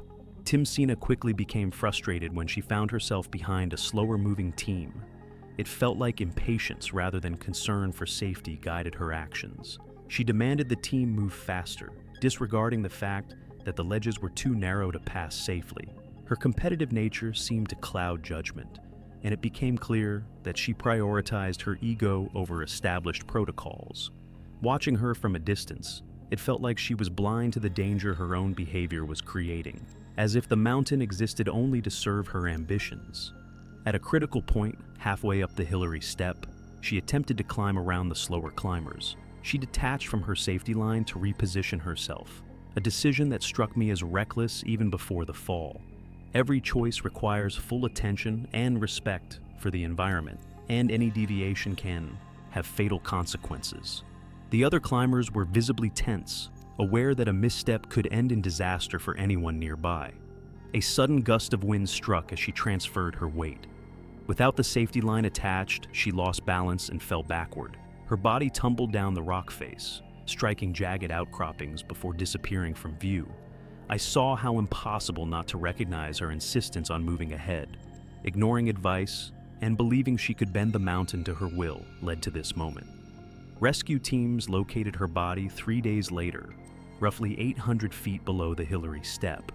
The coroner ruled massive trauma as the cause of death, with contributing factors of altitude sickness and impaired judgment. Her oxygen tank was nearly full, showing that she had been adequately prepared and equipped. Her death was not a lack of resources, but a result of decisions made in defiance of experience and caution. The incident made climbing journals and forums note the dangers of ignoring protocols, and the climbers who witnessed her fall emphasize patience and teamwork as essential for survival. Timsina's law firm issued a brief statement about her adventurous spirit and declined further comment. The German climber she tried to bypass completed his summit and later started a foundation focused on mountain safety. Watching all of this unfold, I realized how dangerous ego can be. In her office, being pushy and competitive might get results, but up there, above 26,000 feet, it just made things worse. Every step needed caution, teamwork, and paying attention to the mountain. Even with gear, training, and experience, ignoring simple safety rules can quickly turn deadly. Her choices highlight the consequences of prioritizing personal ambition over collective safety. The mountain does not negotiate or bend to desire. Timsina's competitive instincts, impatience, and belief that rules could be bypassed ultimately prove fatal. It is a sobering reminder that on Everest, survival depends on discipline and situational awareness, and even the most confident individual can be undone by the environment when ego takes the lead. It was May 23, 2018, on the upper flanks of a peak in the Khumbu region of Nepal, where the summit ridge sits above 27,000 feet, and the atmosphere holds roughly 1/3 the oxygen available at sea level. A place where the human body does not survive so much as it slowly stops functioning. Denise Carreau was 41 years old and worked as a structural engineer for a mid-size infrastructure firm based in Portland, Oregon.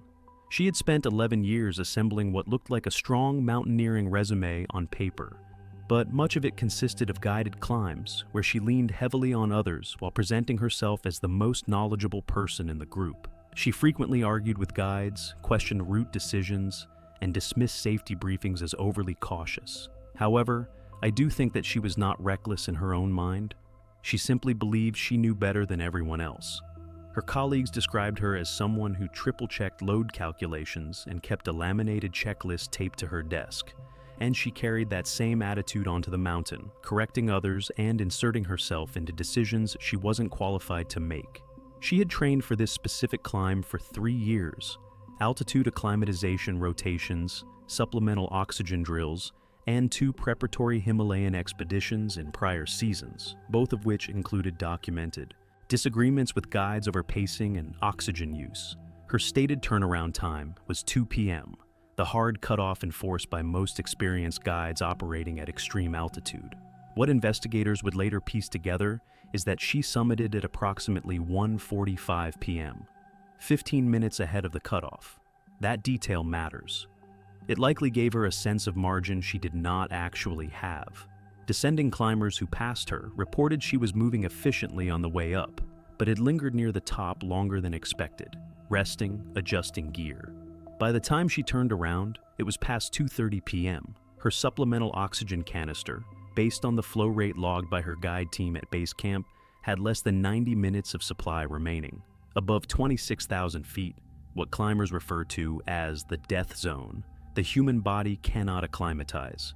Cells begin dying faster than they regenerate. Cognitive function degrades within hours. Coordination, judgment, and fine motor. Control collapse in sequence, often before the person experiencing the decline is aware of it. Wind on the upper ridge that afternoon was measured at roughly 35 miles per hour with gusts near 50. Air temperature had dropped to approximately minus 25 degrees Fahrenheit, with wind chill pushing it closer to minus 35 degrees Fahrenheit. At that altitude, muscles fail under exertion that would be trivial at sea level, and the brain begins making calculations it is no longer capable of completing correctly. At approximately 3:10 p.m., a descending rope team spotted Denise near the upper ridge. A climber named Haruki, part of a separate expedition, later gave a detailed account to investigators. He described her pace as reduced to small, dragging steps, crampons scraping rather than planting, her upper body pitching forward with each movement. She was not stopping to rest. She was simply unable to move faster. Haruki said her oxygen mask was still on, but the canister gauge visible from several meters away appeared to read empty. By 4 p.m., she had descended less than 300 feet from where the rope team first spotted her. Then, she went down. Haruki described her collapsing sideways against the slope, not falling, but folding. One knee first, then her hip, then her shoulder. She tried to push herself upright repeatedly, arms shaking violently with the effort. And each time she reached a partial upright position, she came back down. Her breathing had become audible from several meters away, a high-pitched wheeze carried on the wind, a sound Haruki said he had not heard from a person before. Her oxygen ran out completely sometime around 4:15 p.m. Without supplemental flow, deterioration accelerated. Frost began forming along the edges of her goggles and across her eyelashes, as well as on her eyebrows and the hair visible beneath her helmet. Her skin, exposed at the jaw and chin, had taken on a grayish, waxy tone that Haruki noted explicitly in his account. I've read a lot of accounts like this, and the image of frost forming over someone's eyes while they're still technically alive is something that doesn't leave you. Her eyes remained partially open. Haruki attempted to connect his own oxygen line to her mask, but her responsiveness had already faded to the point where she could not grip or assist the connection. She settled into a semi-curled position on the slope, one hand still gripping the webbing of her harness. Her breathing slowed to shallow, irregular intervals. Then it stopped. Haruki radioed base camp at approximately 4:40 p.m. A rescue team from the expedition's high camp attempted to reach her position, but was turned back by deteriorating wind conditions. They reached her body the following morning. The coroner's report, translated and summarized for the family, listed the cause of death as hypoxic respiratory failure compounded by hypothermia, with contributing factors including physical exhaustion and altitude-induced cognitive impairment. No equipment malfunction was identified. Everything functioned as designed. She simply ran out of time and oxygen in that order. Denise Carreau's body was recovered 2 days later and transported to base camp. Her family declined a public memorial. Haruki gave his full account to investigators and has not spoken publicly since. Climbers who crossed her path remembered the same pattern: confidence that bordered on entitlement, a refusal to follow guidance, and a tendency to treat safety limits as optional. The 45 minutes she spent at the summit were not an accident. They were a decision shaped by that mindset. At that altitude, that difference is fatal. The date was May 3, 2018, in the Khumbu Icefall on Mount Everest. The morning sun had been heating the glacier for nearly 3 hours, softening the ice that held massive seracs in place and increasing the likelihood of collapse with each passing minute. The Icefall doctors had closed the passage at 9 o'clock sharp, as they did every day when temperatures rose above the safety threshold. Climbers who hadn't completed their crossings were required to wait until the following night, when the cold would refreeze the ice and restore a margin of safety. 31-year-old Thomas Eriksson had missed the window. He was a commercial client from Norway who had paid a substantial sum for a guided Everest attempt, his first expedition to the Himalayas. Thomas was fit, motivated, and deeply frustrated by what he perceived as excessive caution. The icefall closure seemed arbitrary to him, a bureaucratic restriction that prioritized liability over achievement. His expedition leader had been clear. No one was to enter the icefall after the closure. The seracs were unstable, the ladders were shifting, and the consequences of a collapse were unsurvivable. Thomas nodded during the briefing, then returned to his tent and began preparing his gear. He planned to cross alone and reach Camp 1 before anyone realized he was gone. In his mind, the closure was a guideline for slower climbers, not an absolute rule for someone who could move quickly through technical terrain. He entered the icefall around 11 in the morning, nearly 2 hours after the official closure. The route wound between towering seracs, some larger than buildings, their surfaces groaning and cracking as the sun heated the ice. The sound was constant, a low, irregular popping, like distant gunfire, as ice adjusted to the warming air. The ladders spanning the deepest crevasses flexed under his weight, their aluminum rungs already warm to the touch. Thomas moved quickly, his focus narrowed to the path ahead. Sweat gathered beneath his helmet despite the altitude, and his breathing grew ragged in the thin air. The first warning came as a sound, a deep, resonant crack that echoed through the icefall like a gunshot. Thomas froze, scanning the seracs for movement. Nothing seemed different. He waited 30 seconds, then resumed climbing faster than before. The second warning came as a vibration. The ice beneath his crampons shuddered briefly, a tremor passing through the glacier like a wave. He looked up at the nearest serac, a massive pillar of blue ice leaning slightly toward the route. A fresh crack had appeared near its base, a dark line running horizontally across the surface. The pillar was shifting. He should have run. Instead, he hesitated. The ladder crossing ahead was only 50 feet away, and beyond it lay a more stable zone. Thomas calculated he could make it across before anything happened. The calculation took 3 seconds. The serac took 2. The collapse began at the top. A house-sized chunk of ice separated from the main pillar and dropped straight down, shattering on impact and sending fragments spinning in every direction. The rest of the serac followed a moment later, toppling forward in a cascade that accelerated as it fell. Thomas ran. His crampons tore at the ice. His arms pumped. His lungs screamed for air. But the icefall was faster. The debris caught him from behind. Blocks of ice ranging from the size of televisions to cars swept through the route, obliterating ladders, filling crevasses, and burying everything in their path. Thomas was struck by a fragment that spun him sideways, then engulfed by the main flow. The noise was overwhelming, a roar that drowned out everything else.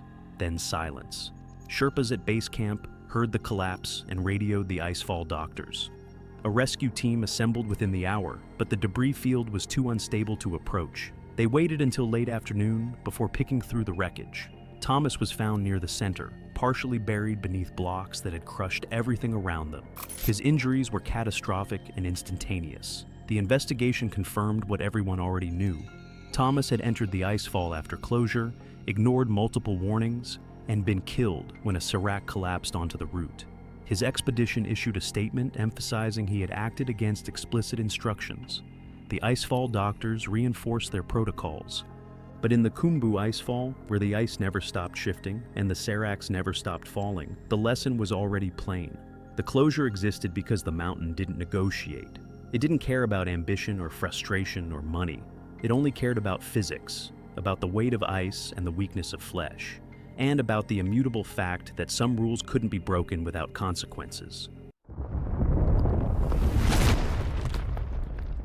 It was April 22, 2015, during the pre-expedition briefing at a hotel in Kathmandu, when Rebecca Hartman first lied about her climbing experience. Rebecca, a 49-year-old pharmaceutical executive from Boston, had built a successful career through confidence and the strategic presentation of credentials. When the expedition leader asked about previous high-altitude experience, Rebecca provided a list of summits that included Denali, Aconcagua, and Elbrus, all peaks above 18,000 feet that suggested legitimate preparation for Everest. The list was fabricated. Rebecca's actual climbing experience consisted of a single guided trek up Kilimanjaro 3 years earlier, and a weekend mountaineering course in New Hampshire that covered basic crampon technique and ice axe use. She had researched Everest qualification standards, identified the mountains most commonly cited as prerequisites, and added them to her resume with enough detail to sound credible. The deception worked because commercial Everest expeditions operated on trust reinforced by financial incentive. Rebecca had paid her $79,000 fee in full, arrived with appropriate equipment, and carried herself with the confidence of someone who appeared to know what she was doing. Her assigned Sherpa was Dawa Temba, 41, with 14 Everest summits, who recognized during the first acclimatization rotation that Rebecca had lied about everything. Her crampon technique was uncertain, her balance on steep terrain was poor, and her breathing patterns reflected someone with no meaningful experience at altitude. Dawa reported his concerns to expedition leadership and was told that unless Rebecca became clearly unable to continue, the expedition would proceed as contracted. She had signed comprehensive waivers, and her claimed experience had not been independently verified before her payment was accepted. Rebecca's approach to acclimatization revealed the depth of her ignorance. During the second planned rotation to Camp 1, she turned around early and skipped the upper portion entirely, stating she felt sufficiently acclimated and saw no need to waste energy on what she described as redundant training climbs. When Dawa explained that acclimatization rotations were not training, but physiological adaptation,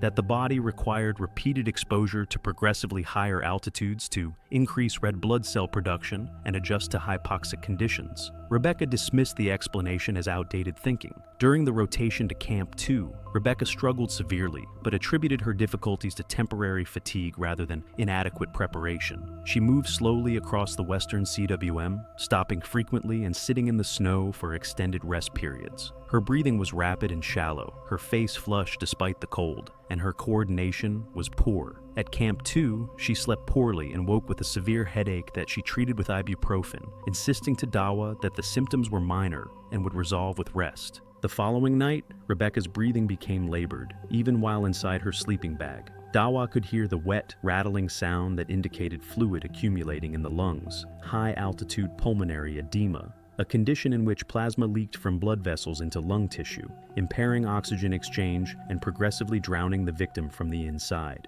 He entered her tent and found her sitting upright because lying flat made breathing impossible, her lips tinged blue, her skin cold and clammy. When he stated clearly that she had pulmonary edema and required immediate descent to lower altitude, Rebecca refused. She had traveled too far and invested too much to quit over symptoms she believed would resolve on their own. She demanded supplemental oxygen and medication instead of descent. Dawa explained that descent was the only effective treatment, that oxygen could temporarily relieve symptoms but would not reverse the underlying condition, and that without descent, she could die within hours. Rebecca accused him of exaggerating the danger to avoid the inconvenience of supporting her continued climb. By midnight, Rebecca's condition had deteriorated to the point where choice was no longer relevant.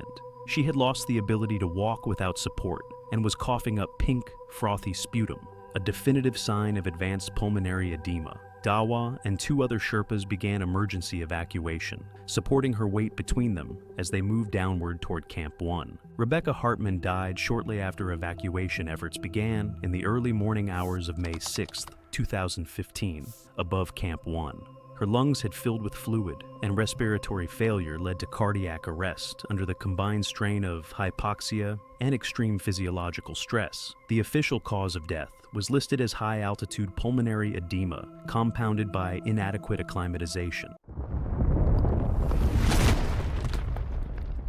It was April 23, 2013, at Everest Base Camp in Nepal, climbers moved between expedition camps in the late morning, some preparing for rotations while others rested after descending. The Khumbu Icefall loomed above, a chaotic maze of ice blocks and crevasses marking the route to Camp 1. Rosalind Fletcher, 43, worked as a corporate attorney and had signed up for a commercial Everest expedition after completing several weekend hiking trips in Colorado. On her application, she listed experience on 3 peaks above 14,000 feet and described herself as an experienced alpine hiker with basic technical skills suitable for guided expeditions. During the initial team meeting, the expedition leader reviewed each climber's background. When asked specific questions about crampons, ice axes, and fixed rope systems, Fletcher gave general answers suggesting familiarity without concrete examples. The leader noted her responses but did not press further, as all clients would undergo skills training during acclimatization. On the first rotation to Camp 1, Fletcher struggled with the ladder crossings over crevasses in the Khumbu Icefall. She required multiple attempts to clip and unclip her safety tethers at each junction and moved significantly slower than the rest of the group.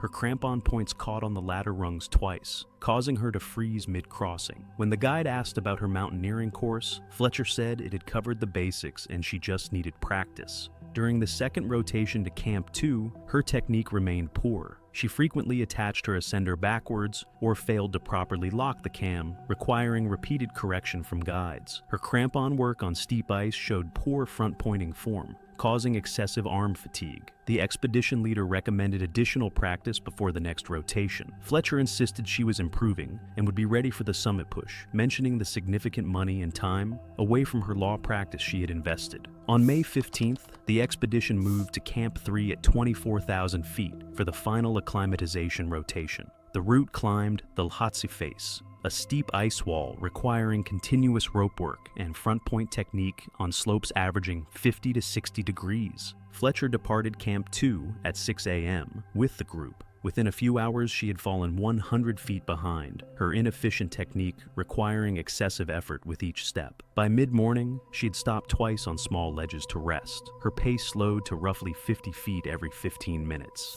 At 12:30 p.m., at 23,400 feet, Fletcher began coughing. The fits continued and worsened with exertion. The guide radioed the expedition leader and recommended immediate descent to Camp 2. Fletcher refused, stating she had invested too much time and money to turn back during a training rotation. She stood and continued climbing. By 2:15 p.m., her coughing had intensified dramatically, stopping her every few steps. Pink-tinged frothy sputum appeared at the corners of her mouth. The guide recognized this as high-altitude pulmonary edema and radioed an emergency. Within minutes, Fletcher was unable to stand without support, her breathing wet and gurgling. The guide clipped a short tether from his harness to hers and began lowering her down the fixed line. At 2:40 p.m., Fletcher lost consciousness. The guide continued the descent for 30 minutes, making minimal progress against her dead weight on the steep face. 2 Sherpas ascending from Camp 2 reached them at 3:10 p.m. The 3 worked together to move Fletcher down the Lhotse Face, alternating between lowering her on the rope and short roping across less steep sections. At 4:20 p.m., at 22,400 feet,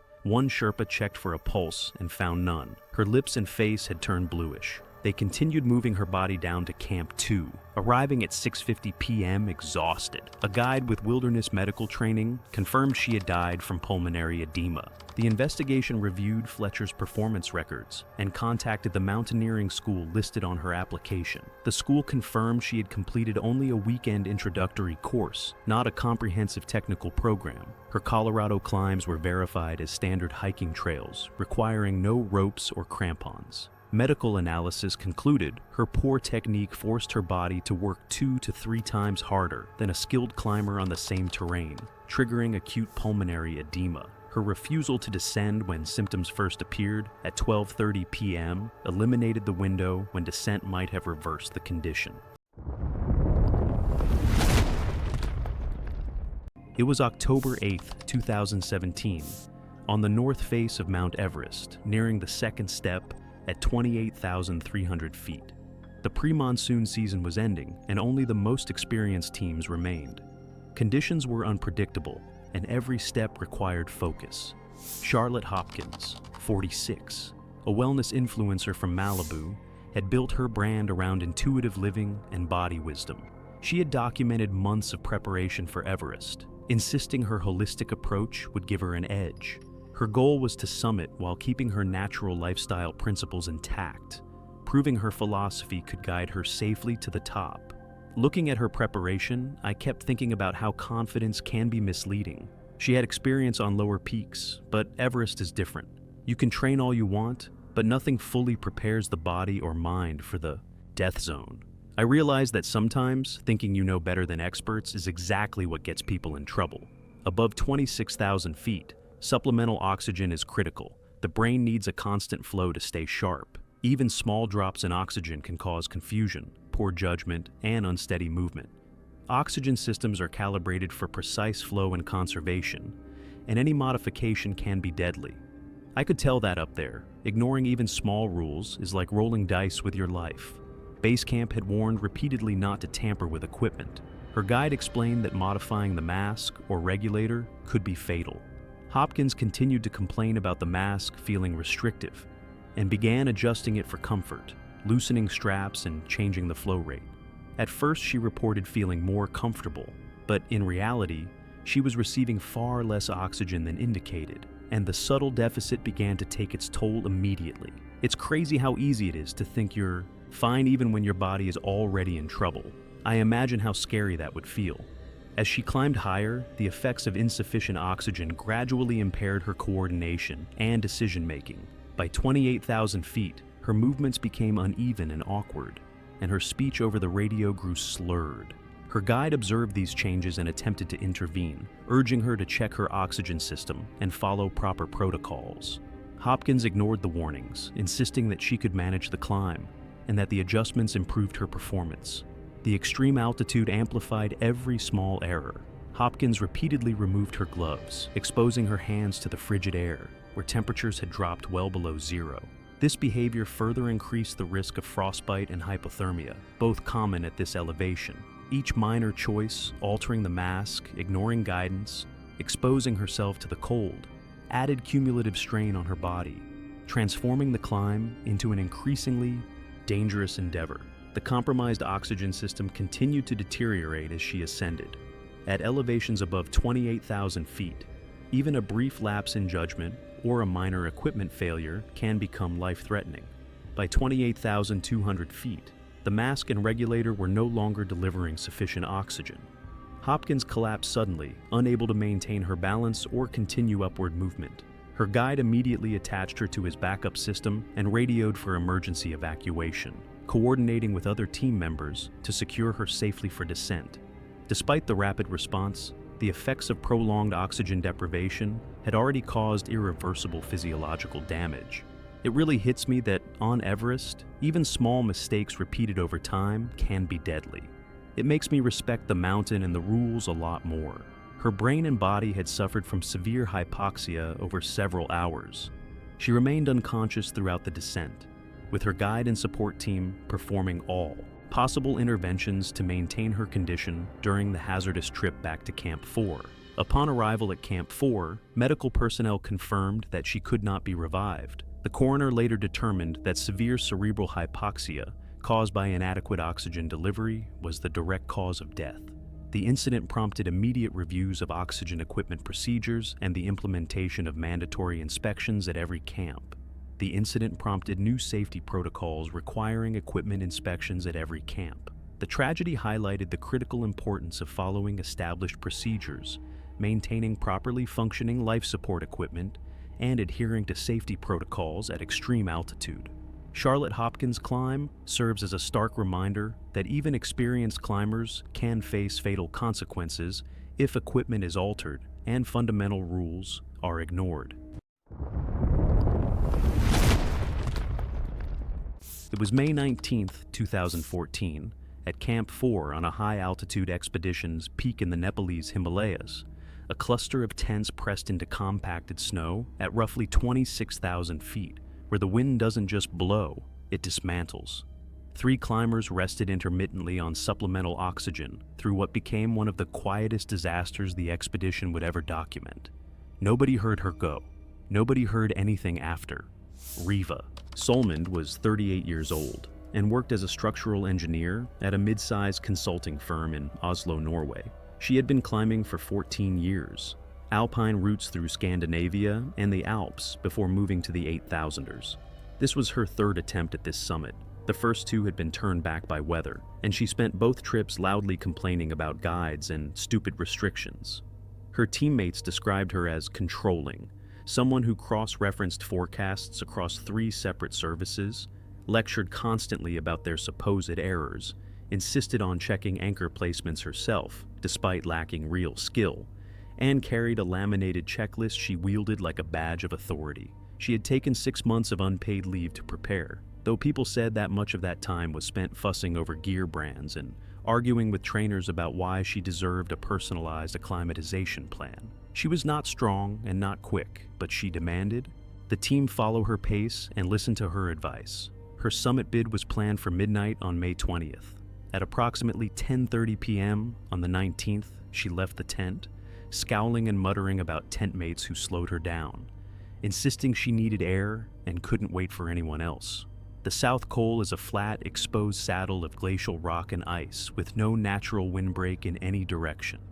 At 26,000 feet, jet stream winds can exceed 100 miles per hour without significant warning, and temperatures at night fall below minus 40 degrees Fahrenheit. Cognitive function at that altitude degrades measurably. Spatial reasoning deteriorates, reaction time slows. And critically, none of it feels the way it sounds from sea level. The body keeps moving, the mind just doesn't keep up. Lucen watched her headlamp move away from the tent line. Wind at that point was roughly 25 miles per hour, manageable for the elevation. Over the next hour, conditions shifted hard. Wind climbed past 60 miles per hour, temperature dropped further, visibility collapsed near zero. He called from the tent entrance twice. No response came back. At approximately 11:10 p.m., a climber in a nearby tent briefly spotted a faint light moving low to the ground, not tracking toward the fixed ropes or the camp perimeter, but erratic, close to the snow surface. It lasted a few seconds, then it was gone. That detail, one witness, a few seconds, is essentially all that exists of what happened to her in real time. The snow the next morning filled in the rest. Reva had walked less than 90 feet from the tent before her footprints began to lose direction. Spacing widened, the line drifted. Hypoxia at that altitude produces disorientation functionally indistinguishable from severe intoxication, and it compounds rapidly with cold. Her oxygen mask was found partially dislodged. A single glove was recovered approximately 10 feet away. I've read enough high-altitude incident summaries to know that 90 feet sounds like nothing, and that is precisely the problem. Beyond the glove, the stride marks transitioned into shallow drag impressions consistent with crawling.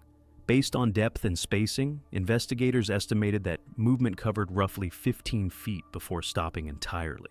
Her body was found at approximately 6:40 a.m. by Lucen and 2 other expedition members, less than 100 feet from camp. She was face down, knees tucked beneath her torso, upper body folded forward. Ice had accumulated across her face and neck in dense, layered deposits consistent with several hours of exposure to sustained high-velocity wind. No distress signal had been activated. A mountain rescue liaison was notified by radio at 6:55 a.m. Her body was secured and relocated a short distance from the active camp area later that day due to conditions at that altitude. The expedition medical report later attributed the cause of death as fatal hypothermia with contributing hypoxic impairment. Everyone who knew Reva used roughly the same words: arrogant, controlling, overconfident. She lectured constantly, insisted on being right, and flaunted knowledge she didn't truly have. And still, less than 100 yards from shelter, in a storm that moved faster than any model had predicted, none of it mattered. That's the part most people don't absorb. The mountain doesn't negotiate with entitlement or attitude.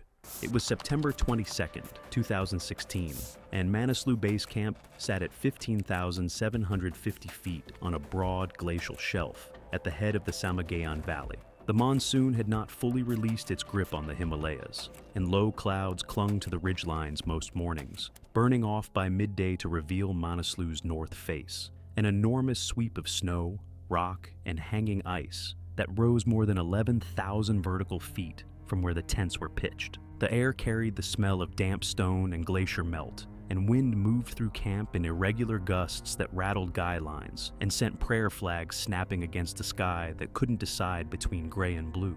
Compared to Everest, Manaslu Base Camp was quiet. Roughly 70 climbers occupied the site across 6 commercial expeditions, their tents grouped in loose clusters separated by boulder fields and snowmelt channels. Generators hummed from the larger mess tents, and radio chatter drifted between camps in a mix of Nepali, English, and Korean. The climbing season was just beginning.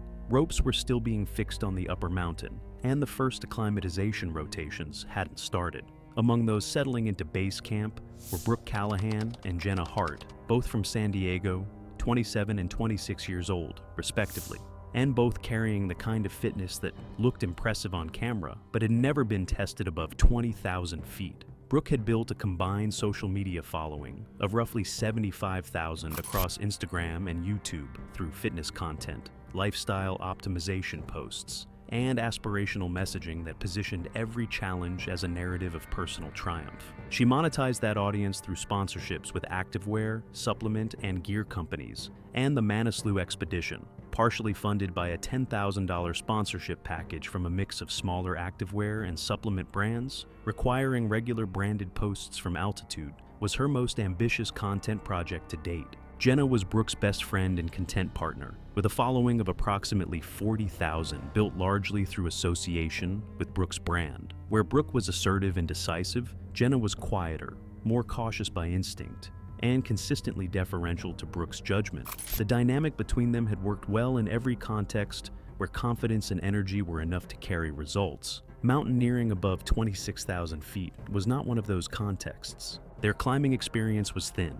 Both had summited Kilimanjaro together 14 months earlier, a guided trek that required endurance but no technical skill. Brooke had completed a basic mountaineering course on Rainier afterward, learning crampon use, ice axe arrest, and rope travel over 2 days of instruction. Jenna had climbed Island Peak in Nepal 6 months before Manaslu, a guided ascent to 20,305 feet that represented her only Himalayan experience. The Island Peak summit gave both women a reference point that would prove dangerously misleading. 20,305 feet and 26,781 feet were separated by more than 6,000 vertical feet, where the rules of human physiology changed completely. But from base camp, that difference existed only as a number. They had applied to several Everest operators initially, but Brooke redirected to Manaslu after 2 rejections cited insufficient experience. Manaslu's reputation as a more accessible 8,000er made it an easier sell to operators willing to accept clients on the margins. A Nepali company took their booking based on the Kilimanjaro summit, Jenna's Island Peak climb, signed liability waivers, and a fitness questionnaire that gym credentials satisfied without difficulty. The total cost was $38,000 per person, with supplemental oxygen provided for the summit push. Assigned to guide them were 2 men whose combined experience exceeded anything the women could comprehend from a base camp briefing.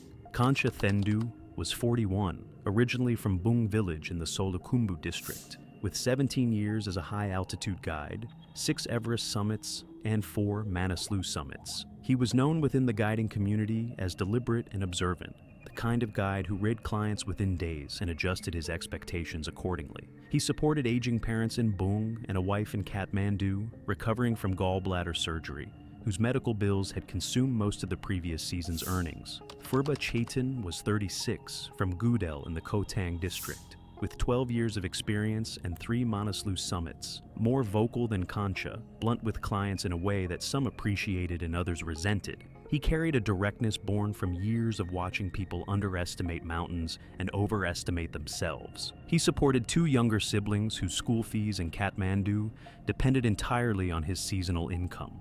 Both men understood the economic architecture of their profession, the fee structure that made walking away from a client financially ruinous, the operator relationships that could end a career if a guide was labeled difficult, and the reality that every season required balancing professional judgment against the constraints that kept their families fed. Kancha was assigned to Brooke. Furba was assigned to Jenna. Both assignments were made by the expedition leader, Dawa Sangye, based on temperament. Kancha's patience for Brooke's dominance, Furba's directness for Jenna's uncertainty. The first signs appeared during the expedition briefing on September 24th. Dawa gathered the team in the mess tent to outline the route, acclimatization schedule, and objective hazards. The glacier travel to Camp 1, the steepening approach to Camp 2, the technical sections to Camp 3, and the exposed summit pyramid above Camp 4, where altitude compressed every margin to nearly nothing. He stressed turnaround times, oxygen management, and absolute deference to Sherpa guidance above 24,000 feet. Brooke sat near the front with her phone on a small tripod, recording the briefing for content. She interrupted twice, once to ask which sections of the route offered the best backdrop for video, and once to ask about pausing for stabilized footage during rotations. Jenna asked how the physical demands compared to running a marathon, a question that revealed how thoroughly she had mapped the climb onto a fitness framework that did not apply. Dawa explained that altitude was not a fitness test, that the strongest body in the world still required weeks of gradual adaptation, that cardiovascular conditioning helped, but could not override the physics of oxygen pressure at extreme elevation. Across the tent, Kancha caught Furba's eye. Neither man spoke. The look carried 17 and 12 years of watching clients arrive with confidence built on the wrong foundation. Over the following days, Brooke and Jenna established a routine that other climbers noticed. Between rest periods, they performed workout circuits outside their tents, push-ups, resistance bands, bodyweight squats, and filmed the sessions for social media. The posts framed the workouts as evidence of preparation, captioned with messages about discipline and mental toughness at altitude. Other climbers watched with reactions ranging from amusement to open concern. The exercises burned calories their bodies needed for acclimatization and recovery, but the content performed well online, which reinforced the behavior. The first rotation to Camp 1 at approximately 18,700 feet began on September the 27th. The route climbed gradually across the glacier before steepening through snow slopes and crevasse fields. Their gym-conditioned legs carried them at a pace that kept them with the group, and the altitude had not yet reached the threshold where fitness stopped compensating for thin air. The smooth progress reinforced a conclusion both women wanted to reach, that their preparation was working. Kancha watched Brooke stop 4 times to film. Selfie narration, wide shots of the glacier, footage of her boots in the snow.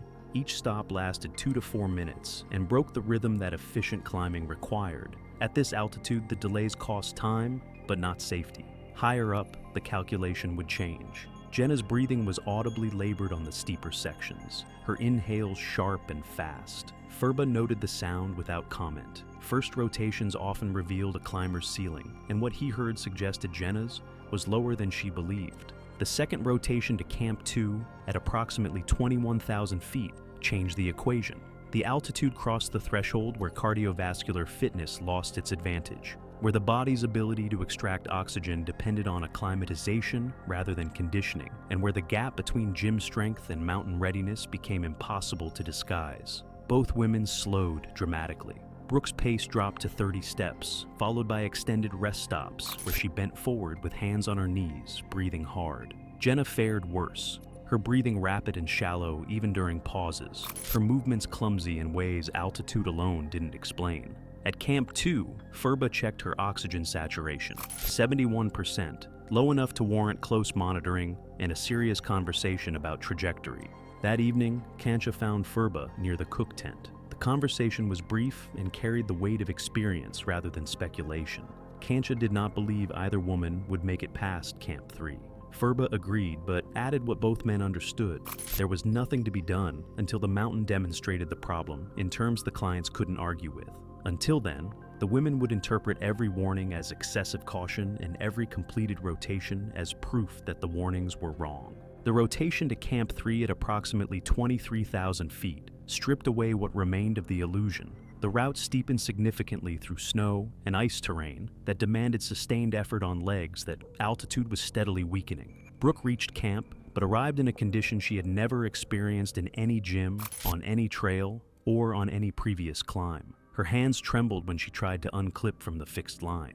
Her appetite had vanished entirely, replaced by nausea that made the sight of food repulsive. Her movements were slow and mechanical, each action requiring deliberate thought that should have been automatic. Jenna required physical assistance from Furba for the final 400 feet, her legs giving out twice on the steeper pitches, her crampons scraping across hard snow without the controlled precision that safe climbing demanded. Concha checked Brooke's oxygen saturation, 68%. Furba checked Jenna's, 67%. Both numbers were dangerously low for 23,000 feet and had trended in the wrong direction across every rotation.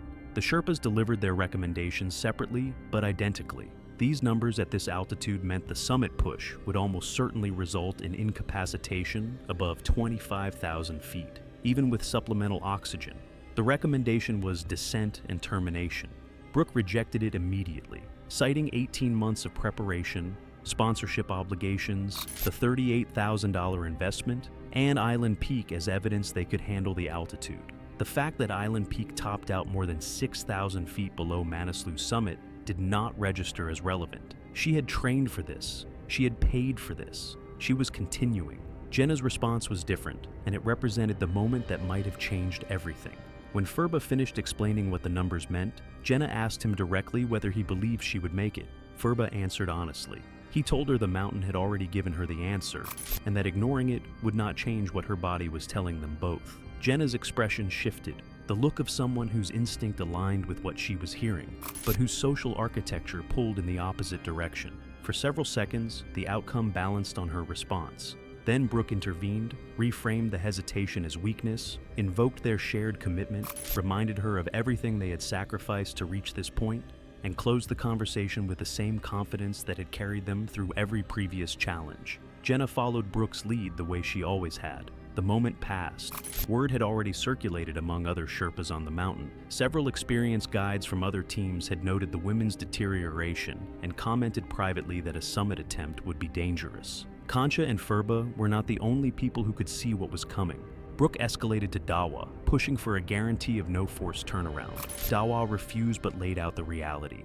He backed his Sherpa's assessment on the record and required both women to sign additional written acknowledgement that they were continuing against Sherpa recommendation. He would not physically override paying clients who had signed waivers. The paperwork protected the operator.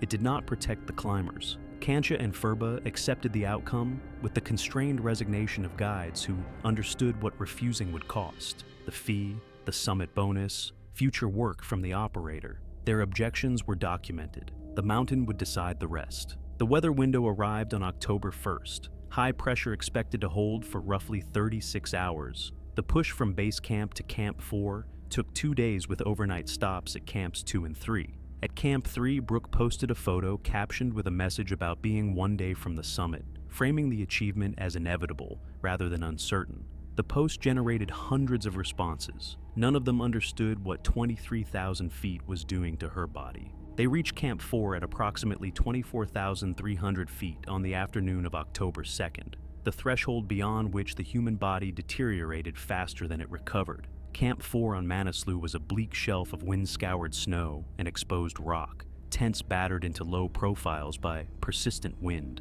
the air so thin that every movement required conscious effort. Brooke and Jenna arrived depleted, faces gaunt, lips cracked, movements carrying the heavy deliberateness of people operating on reserves they no longer possessed. Concha checked Brooke's saturation one final time, with supplemental oxygen flowing at 4 liters per minute. Her reading stabilized in the high 60s, a number that should have ended the conversation. Without the mask, she would have been barely functional. Jenna's numbers were similar. The oxygen was keeping them upright, but compensating for a deficit that would only widen as they climbed higher. The Sherpas also tracked a second calculation the women never considered. At this pace, with oxygen flowing at 4 liters per minute, the supply would be consumed faster relative to progress than planned. The finite oxygen added a countdown clock to a situation that was already deteriorating. The summit push departed Camp 4 at midnight. Clear sky, dense with stars, wind manageable at 10 to 15 miles per hour. Temperature near minus 20 degrees Fahrenheit before wind chill. The route climbed across a broad plateau before steepening through the summit pyramid, a final 2,400 vertical feet of increasingly exposed snow, ice, and rock that demanded everything a climber had left to give. They moved as 2 pairs, Concha with Brooke in front, Furba with Jenna behind, separated by roughly 100 feet of fixed rope.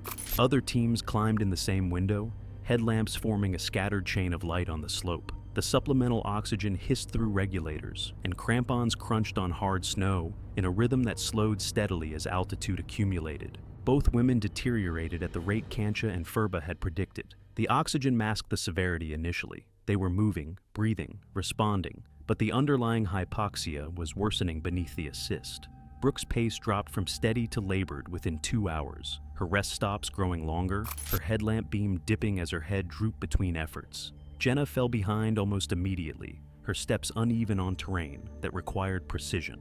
By 4 a.m., above 25,500 feet, Jenna stopped functioning coherently. She sat down in the snow and did not respond when Furba directed her to stand. When he repeated the instruction, she turned her head slowly, but her eyes did not focus. She attempted to speak, but the words came out fragmented and disconnected. Syllables dropped, as if her brain could no longer assemble language properly. Furba administered dexamethasone from his medical kit to slow the brain's swelling and began turning Jenna around, repositioning her on the fixed line and starting the slow work of lowering a semi-conscious woman through steep terrain in darkness. Brooke saw it happen. From 100 feet above, she watched Furba turn Jenna downhill, watched her best friend being lowered rather than walking under her own power. Kancha seized the moment. 2 teams descending together was safer.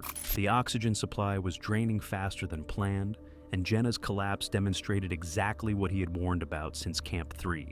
Everything he had said was playing out on the slope below them in real time. Brooke refused. She was still upright, still moving, and turning back meant the entire expedition, the money, the sponsors, the content, the 18 months of preparation, was for nothing. She had not climbed this far to descend behind her friend on a fixed rope. She pushed higher. Kancha continued with her, not because the money overrode his judgment, but because leaving her alone above 25,500 feet was something he could not do. She was his client, and she was climbing into a place where being alone meant being dead. He followed because the alternative was worse than what following would cost him. Around 6:15 a.m., at approximately 26,300 feet, roughly 500 vertical feet below the summit, just inside the death zone, Brooke collapsed. She sat down in the snow, and her body folded forward as if the structure holding her upright had simply failed. Her eyes were open but unfocused, scanning nothing, responding to nothing. When Kancha attempted to lift her, her legs buckled immediately. Her arms hung without coordination. The cerebral edema that had been building for hours had crossed the threshold where the brain could no longer manage basic function. Kancha administered dexamethasone and adjusted her oxygen to maximum, sacrificing supply duration for immediate effect. The drug bought partial function. Brooke's eyes regained a trace of focus. She could bear weight on her legs with support, but the improvement was fragile, temporary, and already fading against the altitude that continued its work regardless of intervention. He began the descent immediately, short-roping Brooke to his harness and lowering her through terrain that demanded technical management with a person who could not contribute to her own survival. Meanwhile, Furba's descent with Jenna had become a survival scenario. The dexamethasone had failed to hold. Jenna lost consciousness entirely on a steep section above Camp 4, her body going limp on the rope with a finality that changed the physics of everything Furba was doing. He was lowering dead weight, while wind increased from manageable to dangerous, and visibility shrank as clouds pushed up the valley. 2 climbers from a Korean expedition descending nearby stopped to help, managing Jenna's weight through the steepest section for roughly 40 minutes before their own guide insisted they continue down. Furba was alone again. Back above, Kancha's descent was unraveling. At approximately 25,800 feet, working across a section where iced rock met snow, his crampon caught on an edge, and he stumbled. Brooke's weight amplified the imbalance. Both slid.